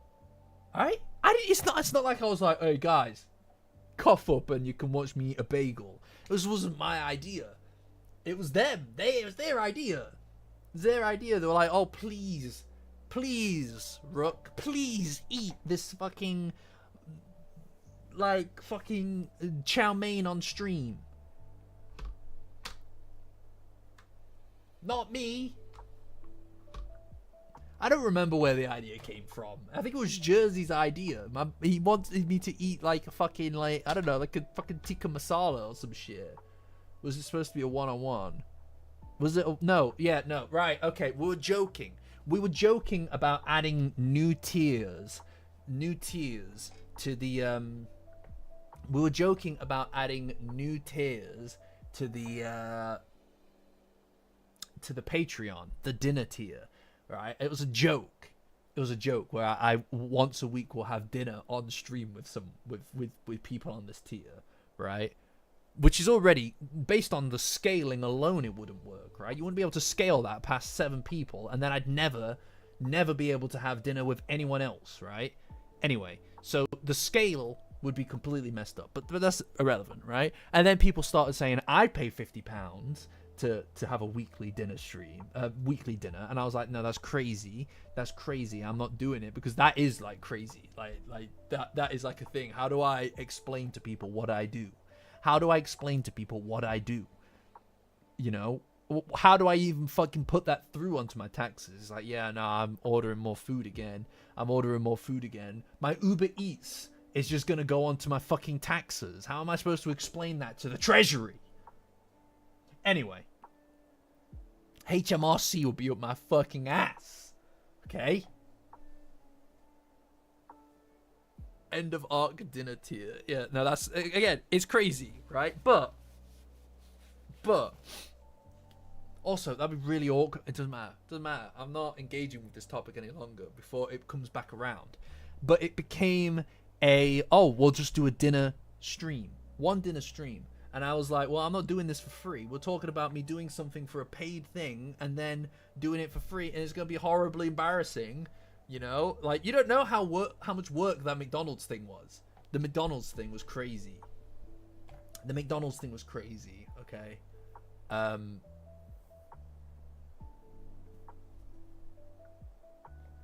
now I'm a grifter.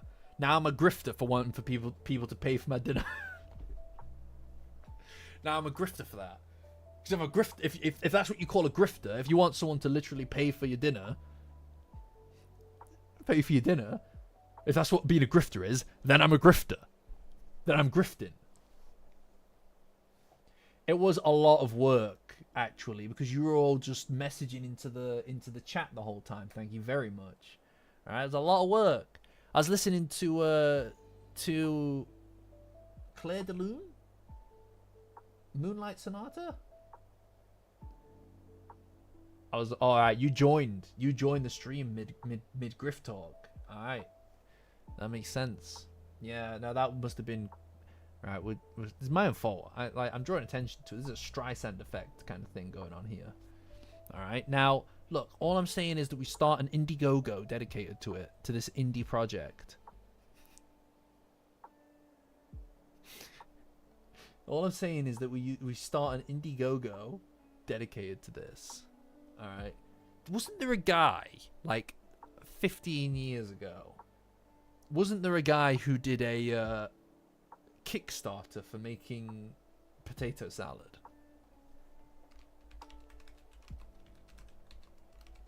I swear that there was. I swear he made fucking tens of thousands of dollars on it. Yeah. It was. This is it. I'm making potato salad. $55,000. He made $55,000 on just making fucking a bowl of potato salad with multiple tiers, sending people fucking hats and shit. Oh man, that's the dream. That's the dream. Jesus Christ, dude. That's the dream. Oh, I need to rethink a few things. 2014. That was 2014. I would be mortified. No, right, yeah, no. I would be absolutely mortified. If I made 50k on a dinner stream, I'd be mortified.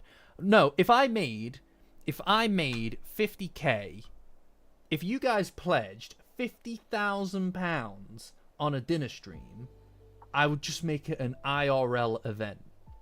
I'd just eat dinner IRL. I'd get a stage. I'd book out a little stage area, like a local stage area, or one in London or something, which has better connections to the rest of the world. And then I'd just do a stage thing for it. All right, it'd be a full-blown actual thing, and you'd probably have little, and also you'd probably also have little gift packs. If it's people who pledged a certain amount would get special gift packs underneath their seats and stuff. People who pay on the top tier, you probably get to take a piece of the food home with you. I don't know. I just chew up, and at that point, if you're spending like fucking £500, all right, I just chew up a bit of food and spit it in a little bag for you or something, because that's probably what you want if you're spending that much money, right? That is what you're after, right? That's like gamer water, bath water stuff. You know what I mean? Well, God, no, it's not for you. Don't buy that tier. Don't buy that tier, bro. No, that's what I just said. That's what I just said. No, obviously. I mean, if you don't want that, don't buy that tier. Don't buy that tier. That's not me. I'm offering it. I'm offering it. It's not my fault if you buy it by accident. Oh no, I accidentally slipped and fucking paid however much. Yeah, that's what I'm saying. Thank you, Danny. Someone actually is paying attention to the whole goodie bag thing. I'd put a little face mask of my face in there. So, you know, the ones with little eye holes cut out. So you could go home and you pretend and you could do your own streams. You could do your own streams as Rook. How fun would that be for you, probably? In fact, what I'd do is I'd put little compound houses in there. Little plastic compound houses in there. They would look suspiciously like multiple Monopoly pieces, houses tied together. Like just sellotape together. But like, ignore that. Ignore that. I'd make a little diorama. If you were the top level, I'd make a little diorama of the compound for you. That's what I would do for the highest tier. For the highest tiers, I'd make little compound dioramas for you, and you can take that home with you. I don't know if you get it on the flight or not. They'll probably arrest you, but like it's fine. You know, the Club Shack. Yeah, I want the compound again. We're gonna get the compound going. All right. Okay, if you guys can't even organize a £50,000 dinner stream for me, all right, then what business do any of you people have coming to my compound? Coming to my compound. Yeah. And Pickle will be able to get he'll be able to get the signatures, exactly. This is it, that's what I'm saying. This is what I'm saying, you know? This guy made potato salad, dude. This guy made potato salad. He made $50,000. Look, point is, I don't want to do that. That's way more effort than it's worth. I'd have to take time off work and everything for it, right? Do not do that. My point is, if I open the Kickstarter for the dinner stream, all right, it's not my fault. It's not my fault if people want that, is it? Is that grifting? Because people want that? Because people begged me for that? Oh, Rook, please make this a thing. And I'm like, no, I don't want to make those tiers. Please, I actually really, for real life, want to do a weekly dinner session with you. How about we do it a one-time thing with a one-time payment, so I never have to do it again? Oh, well, now he's a grifter. Even though nobody's called me that, I've just called me that because it feels like grifting. Look, I'm trying to overcome a moral conundrum. All right, I'm trying to overcome a moral quandary with the dinner thing. Do you know what I mean? Because it feels weird. It's like those people who go to Comic-Con and get paid to sit and write a signature on a piece of paper. I feel like that's really fucked up. I feel like that's a fucked up thing to do, right? No, don't make me a certificate. I don't want a certificate for it. My point is, you're not listening. No one's listening to me. The grifter does protest. No one's listening to me. I'm the good guy here. I'm the hero of the story. If anything, I'm the hero of the story. Alright, I was going to make you guys goodie bags. Put them under the seats. It probably wouldn't be a good stage, mind you. It probably wouldn't be a good stage. It'd probably be like, you know, one of those really like cheap, like interpretive kind of studios. Maybe even like a community center. Yeah, like a youth center, that kind of thing. Something like that. I remember I once saw a local play, a local rendition of The Ragged Trousered Philanthropist in a tiny room. It was very small. There was like not many people in there, and there was an audience participation element to it. It was awful. It was awful. You know, I'll tell you what. I went to the Fringe a few years back, the Edinburgh Fringe, a few years back, and there was this comedy show on, and it was so bad, and I was so drunk. And there was so few of us in there in this room. There was so few of us in there in this room, and there was these comedians that come from all around the world. Some of them weren't very good. I was so drunk, and it was so funny. It was so amazing. It was so good. Oh my god, it was so fucking bad. It was like, you know that cringe that it's like I run on that. That's like my fucking better than caffeine. 70k, would you do it in a maid cafe? Yes. Yes, easy. I'd probably do that for 60. Easy. Any day. There are very few things. Look, I don't want to explain to you why. Was it a good time? Was it a good time? Yeah, it was really good actually. I was like, again, I was hammered, right? It was great. It was amazing. But like, this is the great thing about the Edinburgh Fringe, is that you can go into any pub and there'll be something on, and you can just roll on up, roll on in, and it's like, I don't know, like what the fuck is happening or what's going on. You can be like absolutely just hammered, but it's like everywhere, and there's so much cringe to be had. The Edinburgh cringe, that's what it is. No, you see, that's the thing. The cringe, it does not cripple me. It empowers me. It's where I get my energy. It's amazing. It's amazing. Honestly, you haven't lived. You have not lived until you've seen it. Oof, just thinking about it. Cringe is in the eye of the becringer. This is what I'm saying.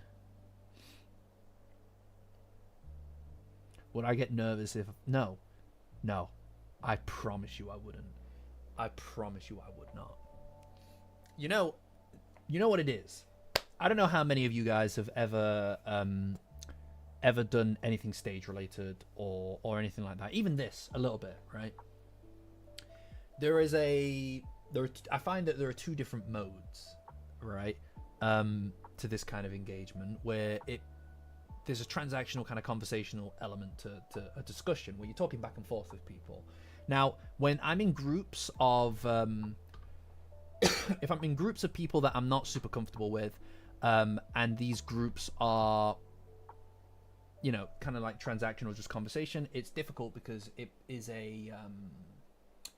it's a very egalitarian exchange, right? Everybody's kind of just discussing things on the same level. It's back and forth, and it's like, oh, I've got to contribute, all these things. But when you go into speech mode, performance mode switches on. Do you know what I mean? The closest thing that you can see is, when I'm talking about Momo and Okurun, right? And I stop reading the fucking comments that you guys are sending in because I'm on a flow and I'm just going for it. That's the mode. And at that point, you're not a conversationalist. You're a performer. So if I were in a situation where you guys were doing that and you wanted an absolutely fucking unrehearsed piece of nightmare speech, I would be happy to oblige. That would not cripple me. That would be the greatest, because it'd be awful. It'd be a nightmare. But it'd be great. If anything, you guys would probably feel the cringe. And that would empower me more. Genuinely. It's so good. I've kind of lost what we were talking about now. Genuinely achieve flow state. Now, this is what I'm saying. Yeah. Those are some of the best times on a stream. Those are some of the best times on stream, is where you get to that flow state. I tell you. Karaoke. Yeah, fuck yeah. I'd kill it. I'm not a very good singer, but I'd fucking kill it. Karaoke, you kind of need to be a bit shit.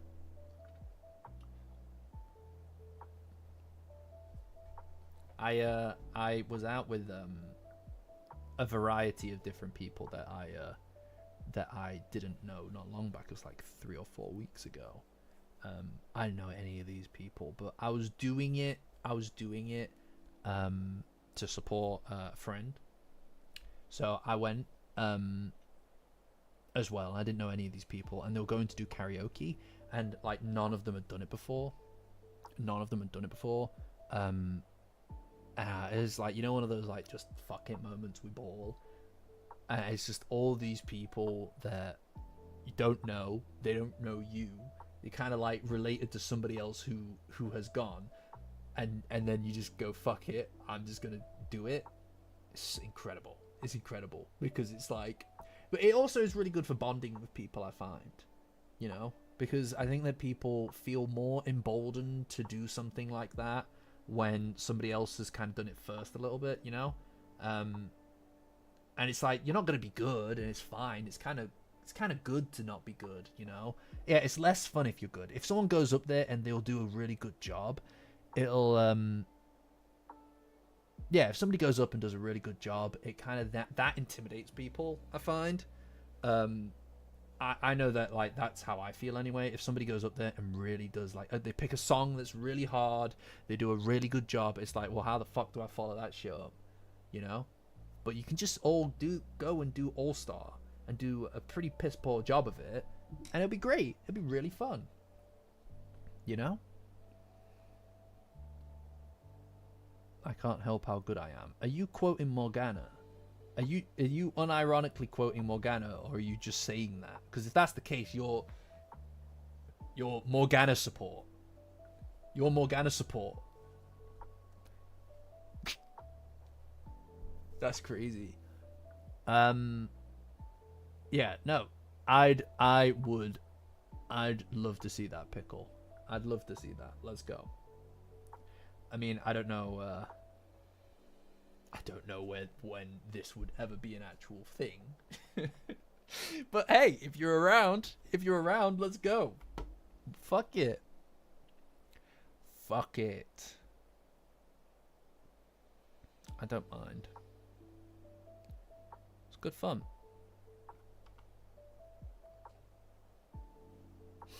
Bonafide, monafide, that's what I'm saying. I just messed up my screen.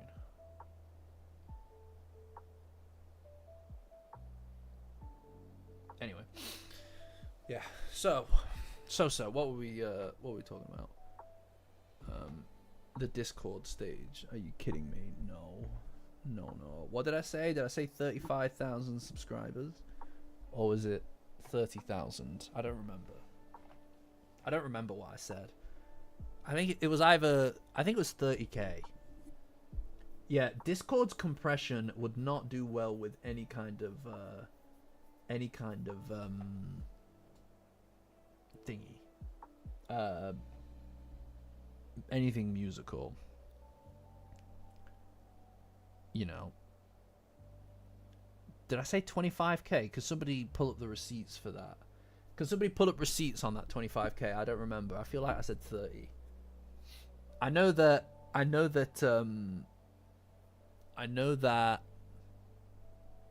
10k is the maid outfit. 10k is the maid outfit. I remember that. What was 5k? Oh, it's in Jenny's notes. I'll check Jenny's notes. What was it? I don't remember the way around to Jenny's notes. I'll check it afterward. I can't check on stream. It's too much pressure. Too much pressure. You do karaoke terribly. That's the right way to do it. Yeah. That's the right way to do it. You know? I'm excited to hear Pickle do Grace Kelly.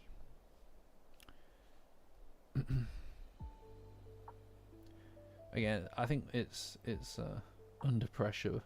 Oh man, that'd be dope. I'd love to see that. Maybe when we get the compound up and running, bringing it back to the compound. You know, so if we get that, we'll get an Indiegogo ready for the compound. We'll get an Indiegogo ready for the compound, and then every Thursday will be karaoke night. It was 25k confirmed. All right. Well, let's check the old social blade, and we'll see how far we are from 25k, eh? Trajectory wise. Future projections. Let's see. Oof, not looking good.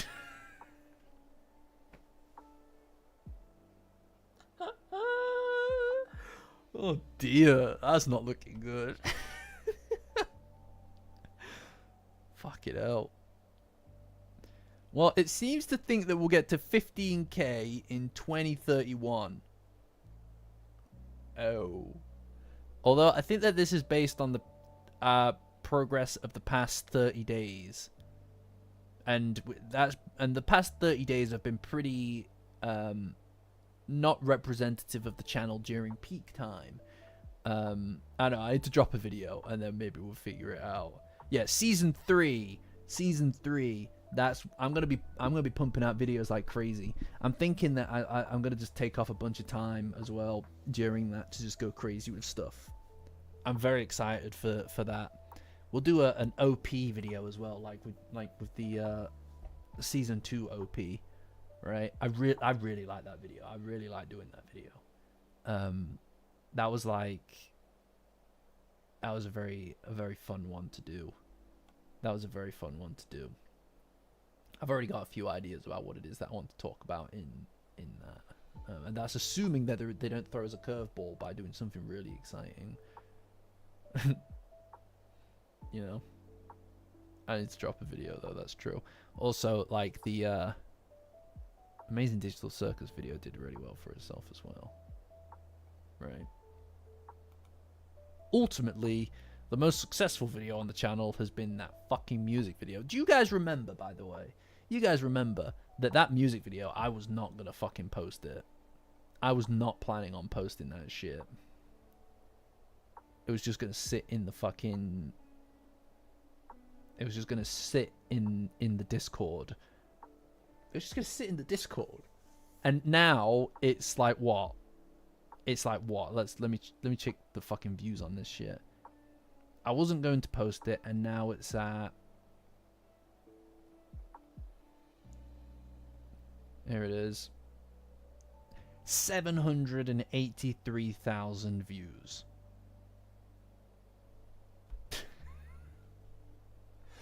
I was not going to post that shit. It took me like, what, 2 hours or something like that to fucking make. And it's gonna, at this rate, it's by far my most watched video. At this rate, it's gonna hit a fat milli on its own. What the fuck? Like, what the fuck? A good half of the channel is in views, is in that, right? That is absurd. I mean, like, obviously the watch time is what matters, right? If you think about it like watch time, oh, Valley Girl Ida, I remember that. If you think about it in watch time, then Chaotic Beauty stomps, right? But that's where your hidden milli's gonna come from. That's it. I'll tell you what though, it's also like that video is responsible for a good number of subscribers too. Like, honestly though, like, I suppose views is not the best metric, you know? Views isn't the best metric because arguably the next 2 videos after that are more successful than that one was. So it's all relative, I suppose, right? You know?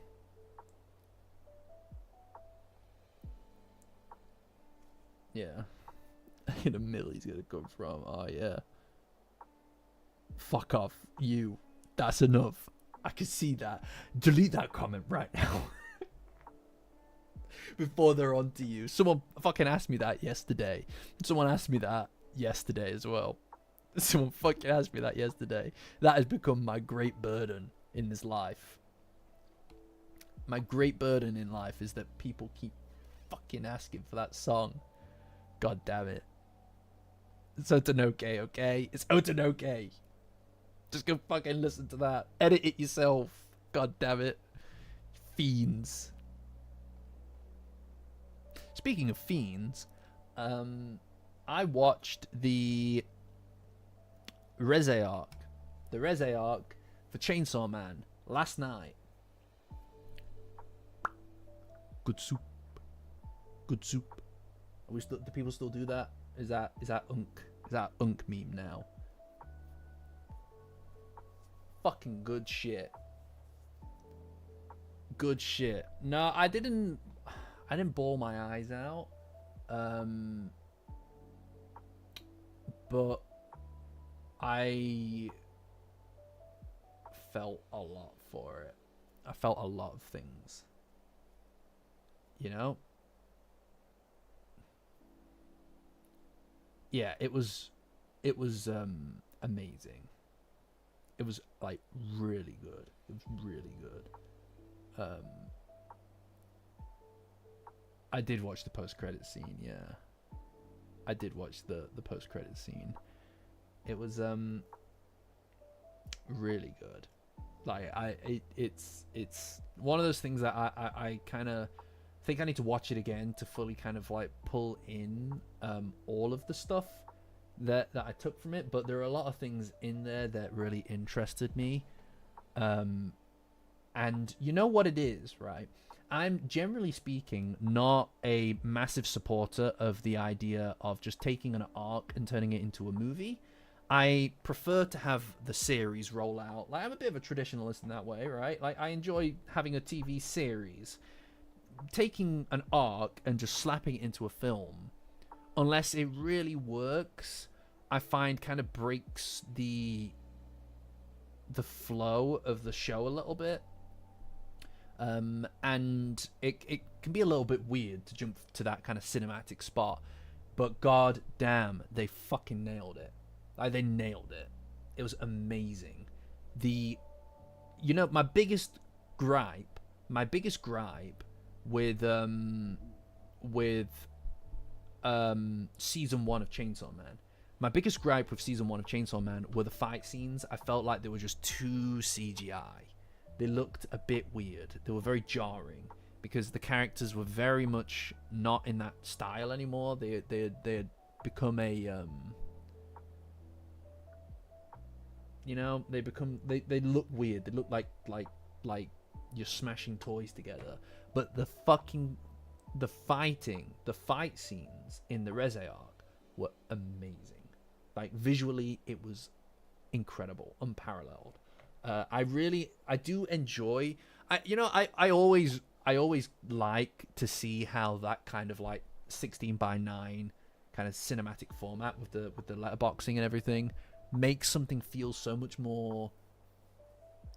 Well, cinematic, I suppose, is the right word for it, right? But it changes the way that you kind of perceive the screen a little bit. I mean, even if you're watching something in 4:3, the letterboxing is artistically, it kind of just draws your focus into what you're seeing in a very interesting way. Even if it's just the spacing, it looks great. Like, it looks really good. It feels really serious, and I find that the character of Denji, I get him more now. I understand him more. I got him before, I think, to a lesser degree, because his motivations seemed so surface level at times that it felt hard to kind of relate to the guy. The Reze arc, watching that, I get it. Like, I really feel like I get what it is that people see in the character, what people see in the world, and it's cruel. If the ending is cruel, the ending is unbelievably cruel. But it was the only way for the ending to really make sense to me. There's an undercurrent across the entire thing. The whole movie has this undercurrent in it of... Never mind. All right.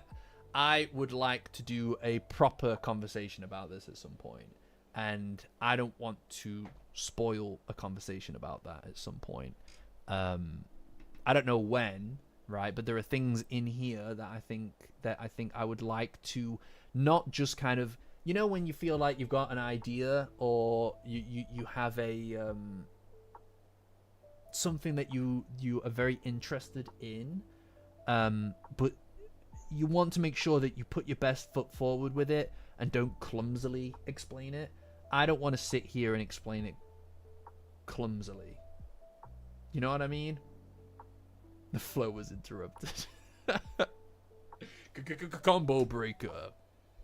No, I don't want to clumsily explain my feelings about it. I want to make sure that it's in the right avenue, the right dimension of it. But what I will say is that if you haven't watched it, fucking watch it. Fucking watch it.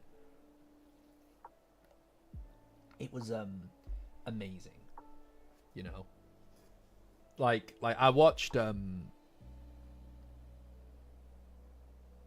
what was it? There was a movie for Demon Slayer. I watched like season 1 of Demon Slayer, and then after that there was a. Is that when there was the train movie? Is that right? Does anybody here know Demon Slayer? I don't really know it. I watched some of it. I got bored. I dropped it. I watched like season 1 or something, and then I watched the train movie. The train one, right? Is that after season 1? Whatever, right? I watched that, and by the end of it, I was kind of like, did it need to be a movie? No, not really. Do I feel like it was just a slightly more high budget series? Yeah, a little bit. So I didn't really connect with it as a film. You know, as a film, I didn't really feel like it justified. Well, I'm not a fan. I'm just gonna be honest. I'm not a fan of Demon Slayer, so I understand other people might feel differently, but they just started to get addicted to the film format, and then it just becomes this weird. Some of it's a series, some of it's a film. I just don't. You know what I mean? I don't know what the politics of the series and the studio are or whatever, but it didn't feel like it justified its existence in a tightly woven story. Chainsaw Man Reze arc felt like it was this perfectly, but like it's not even. I'm drifting into talking about it again, but I will close off the conversation with this. It didn't feel like it was just season. It didn't feel like it was just season 1.5, right? It didn't feel like it was just. It should have been in season 2. It felt like it was its own thing. There was what it was to me is that there was a thematic underpinning that was across the whole film, right? There was a question that lingered through the whole film, and that question was whether or not you'd rather be the country mouse or the city mouse. That question and even in ways that you don't necessarily notice at first, right? The risk that comes with the city mouse is personified in Makima in a way that is beyond just oh, Denji, you stay here, you fight, but you maybe get better food, right? Like that is don't talk about Stuart Little. We don't say his name here. That's just like one very base kind of superficial reading of it.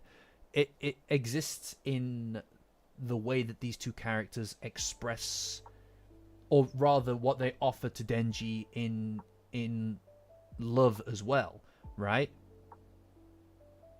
Like it represents what they offer to Denji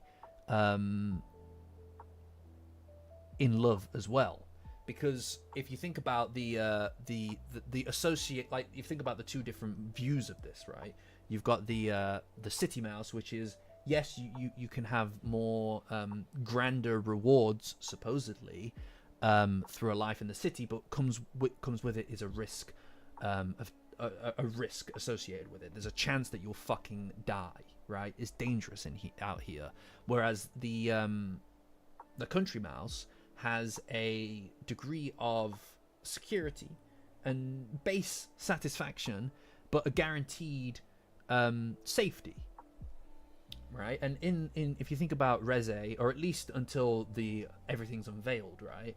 If you think about Reze and Makima, the dates that they go on, the 2 dates that he goes on with them, are reflective of the same thing, this same dichotomy. When he goes on a date with Makima, 9 out of 10 of those films, neither of them liked. It was a failure. They didn't really engage this and connect in any real way. But that 1 out of 10 was life changing, in the same way that the city mouse may enjoy incredible things sometimes. 1 in 10. And that's Makima, right? That's that city mouse lifestyle. Whereas the country mouse, if you think about it inside the scope of Reze, it's mundane. It feels like there's not the sophistication that comes with Makima, you know, like hopping between cinemas and going and eating and drinking coffee and stuff and spending all night doing that. It's just going to a school. It's just going for a swim. It's going to a fucking fairground. It's these really basic things in life. But even that,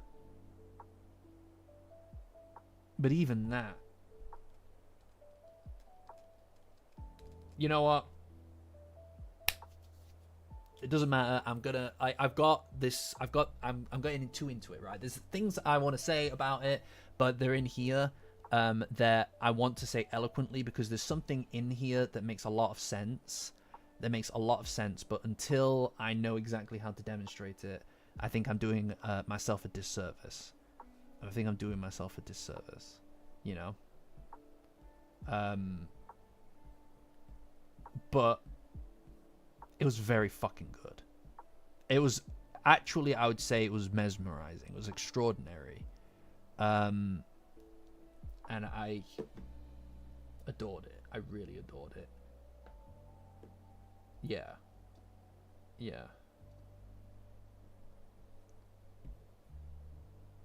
Yeah, I know. I think my problem is that I'm very resistant to getting into new things. You know, I find that it's something that I'm really, really resistant to.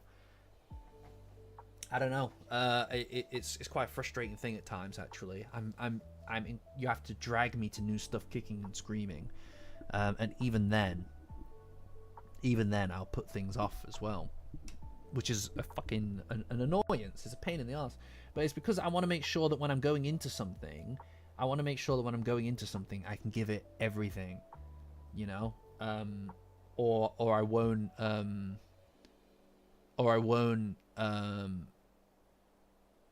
give it the proper work that it needs to break it down and analyze it. One of my favorite things, and I know that this is probably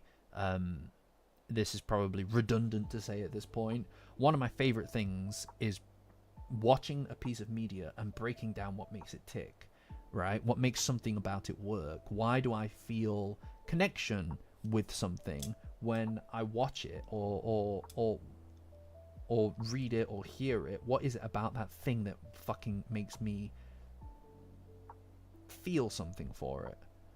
Because it's a difficult thing. But the problem is that takes a lot of kind of like mental energy at times, because I get temporarily obsessed with something. And it's good to have this kind of like avenue. Dandadan, yeah, Toaster's father referred me to an anime called Dandadan. But it takes a lot of energy, and it's good to have this format, this outlet, because it means I can talk about things I'm partially obsessed with. But this is where, and while it is a lot of the time, it's kind of a negative. It's kind of a negative. It's a positive for the channel, because that kind of obsession requires me to create or to discuss. Do I have a silent voice, brother? I fucking own a silent voice. It's down there on blue. In fact, let me show you this shit.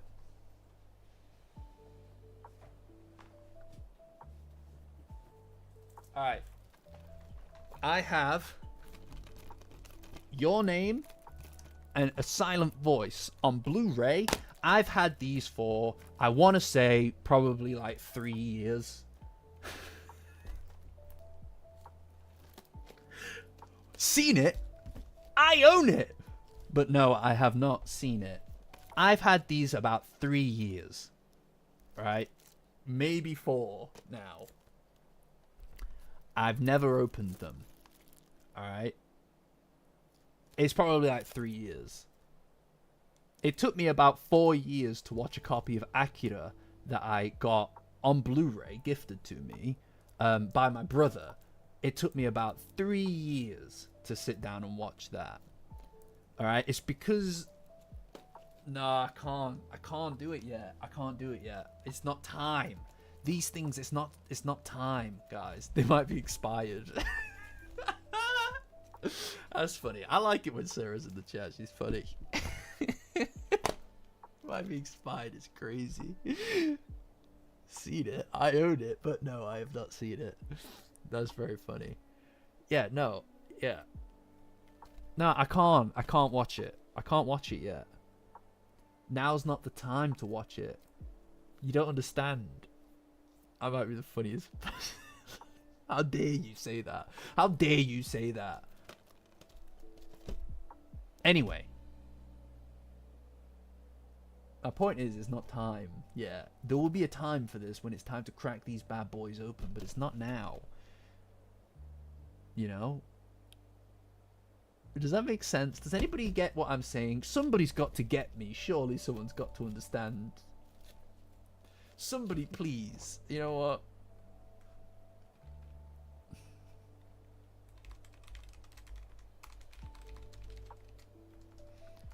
Someone's got to know what I mean. Do you know what I mean, guys?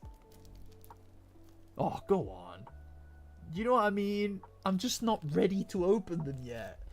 I'm not ready to experience these yet. I need to be in the space. If I'm not, right, if I'm not ready, if I know that this is good, right? I know that this is good. But if I'm not ready to watch it, I won't feel it. I won't feel for it. Somebody made this shit. Someone made this shit real good. As far as I'm aware, what other people have said to me, right? And if I'm not ready to watch this thing, I can't give it me. And I don't think that's fair. I have to finish March comes in like a lion first. That's true as well. You know? You know what I mean? But these go on the shelf. These go back on the shelf. It took me 3 years to watch Akira, and I had that for 3 years. Just sat there. And I made a video on it, which no one will ever see. No one will ever see because it got taken down for copyright infringement. And also, it's the video's not great. The video's not great. You know? This is just how it is. This is just the reality of it. Okay, I don't know what it is. I don't know whether it's some kind of like condition. I don't know if I've got some kind of condition. Okay? But whatever it is, it has its pros and it has its fucking cons, okay? I watched Cowboy Bebop. It was on my younger brother's recommendation, actually. He had to kind of twist my arm into it. I watched Cowboy Bebop because he came over and he bullied me into watching it. And we watched fucking loads of it in one sitting, and my mind melted out of my ears. And then I rewatched it multiple times. And then I was like, well, I need to make something for this because I'm obsessed with it. I need to put something on the altar of this amazing thing. And I got obsessed with it. I got obsessed with it. Alright. Dandadan is... Dandadan... might be related. Right, yeah, there we go. That's what I'm saying. We did look the same. We looked the same as babies. I think that was you. No, it doesn't work. No. It doesn't work. You can't bully me. You can't cyberbully me. Right? You can't cyberbully me. Because if you cyberbully me, I can just turn off the computer. All right, it won't work. But if you're IRL in like if I'm sat down and we're on Netflix and we're like, well, what do we watch? And you fucking go, I'm putting this on. You need to watch this. I'll probably watch it because I have no excuse. I have no escape route. Physically, no, that's not what I mean. It doesn't work like that. It depends. That was you. Yes, I thought it was. I thought so. Our hair looks the same. Yeah. We're good looking dude right now. Good looking dude right now, Sarah. What? That's what I'm saying. No, come on. You don't need to. No, it's not an internet swirly. Not an internet swirly. No. Also, no. It needs to. You know what I mean? You know what I mean? It's look, I don't make the rules, okay? I don't make the rules. I just make them and follow them and do not waver from them. Okay? That's just the reality of it. I don't think I have anything else. I tell you what though, I'll watch stuff that I don't like or I won't like. I'll watch that shit easy peasy. Easy peasy lemon squeezy. No question to me, dude. Alright, if it's something that I know I won't like, I'll watch it like that. In fact, I'm probably I'll be excited to watch it, to sit down and watch it, if I know that it's gonna be dog shit. You know what I mean? Like, if I know it's gonna be dog shit, I'll fucking instantly I'll be on it.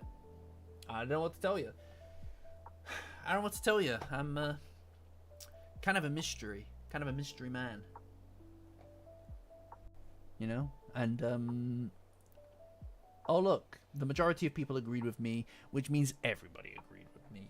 You just got ghost stories. That's crazy, Hoops. I was watching ghost stories today. What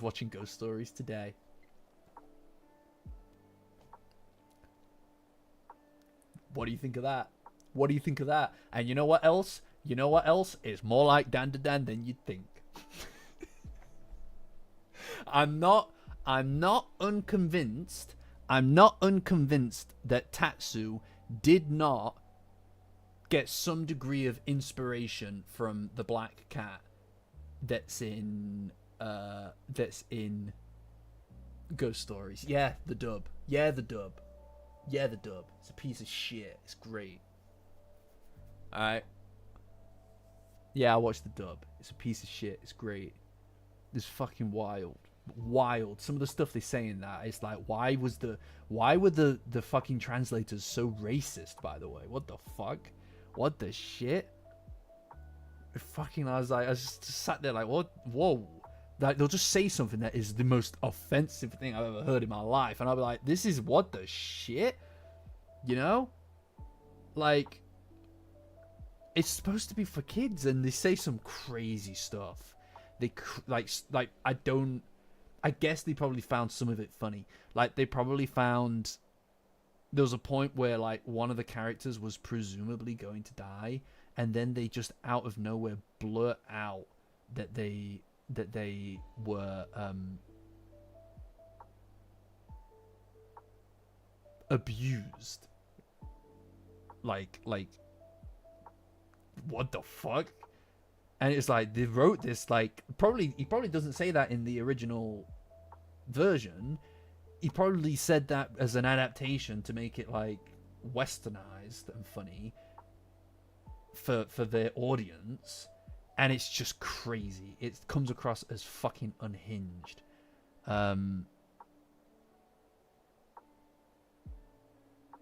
It's pretty garbage, but it's entertaining. It's entertaining garbage. You know? Because the early 2000s, a very different time. Yeah. That's true.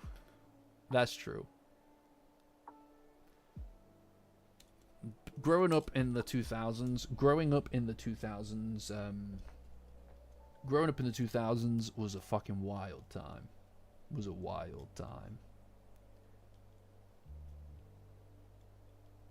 Yeah. Literally do whatever to make it sell. That's crazy. Is that actually true? That's fucking absurd. That's the way they went with it? It's so bad. That's so bad. Yeah, I'll probably do some reading into it. I bet there's tons of fucking YouTube videos on it. I bet somebody's done a YouTube video that's just like this is the funniest anime you've ever not seen. The anime that's so bad it's good. Japan's hidden secret, you know? Japan's the fucking the worst anime that you'll love. Some shit like that. Every fucking YouTube video ever. Every fucking YouTube video ever. Ghost stories. Analysis. Anime. The story behind America's most offensive dub. Ghost Stories, the infamous, hilarious, and offensive anime dub. Yeah. Yeah. The truth about Ghost Stories dub. Ooh. I said, I called it. I said. Eric, catch ya. Yeah. None of them have said so bad that it's good, though. To be fair.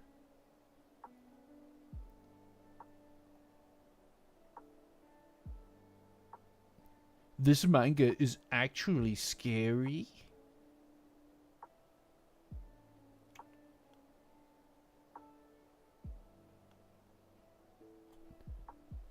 Oh man, that's a good thumbnail. Holy shit, that's a good thumbnail. What the hell? What the heliente? Damn. Anyway, sorry. Maybe imagine a big red arrow. What, you mean like the toilet yokai? Like the toilet yokai video. You remember that? When I did the toilet yokai thumbnail? Like this thumbnail is very... See this here? It's very what would you say, minimalist, but it's striking, you know? It's minimalist, but it's striking.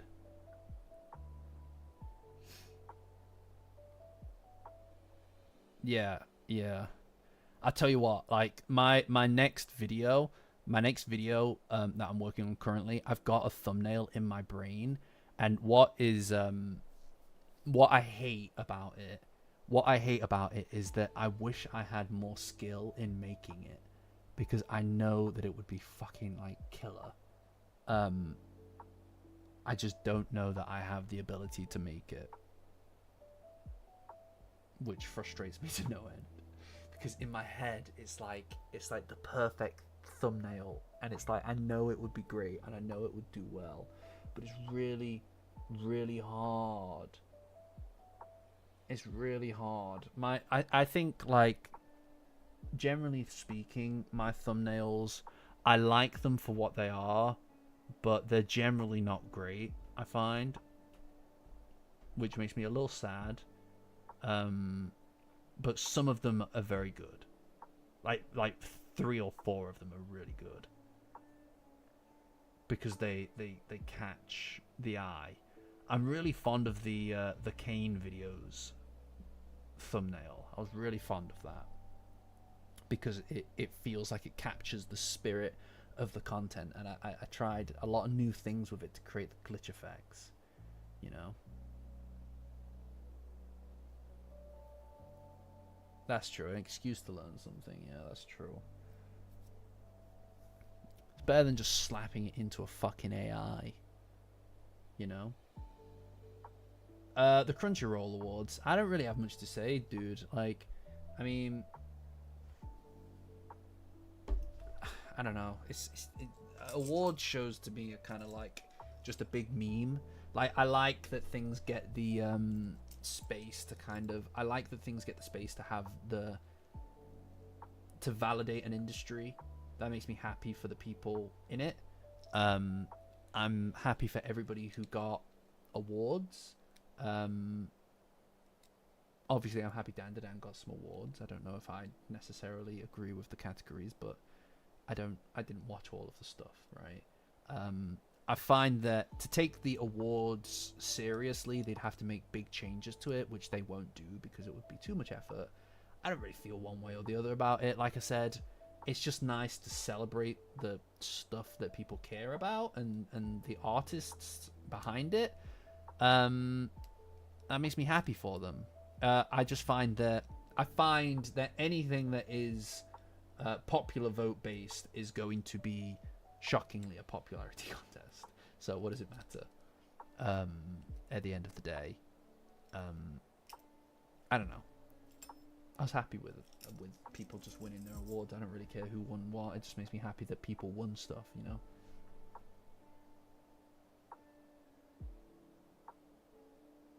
I don't know. I mean, like I said, it doesn't really mean anything. I mean, to me anyway. So I don't really feel one way or the other. It's just a good excuse to have a fun little side event on the Discord to me, which is the main thing. Patreon link in the description. Join as a free member to get access to the Discord. It's the best place on the internet for Dandadan. But yeah. Anyway, guys. Anyway, it is getting on. It's nearly midnight.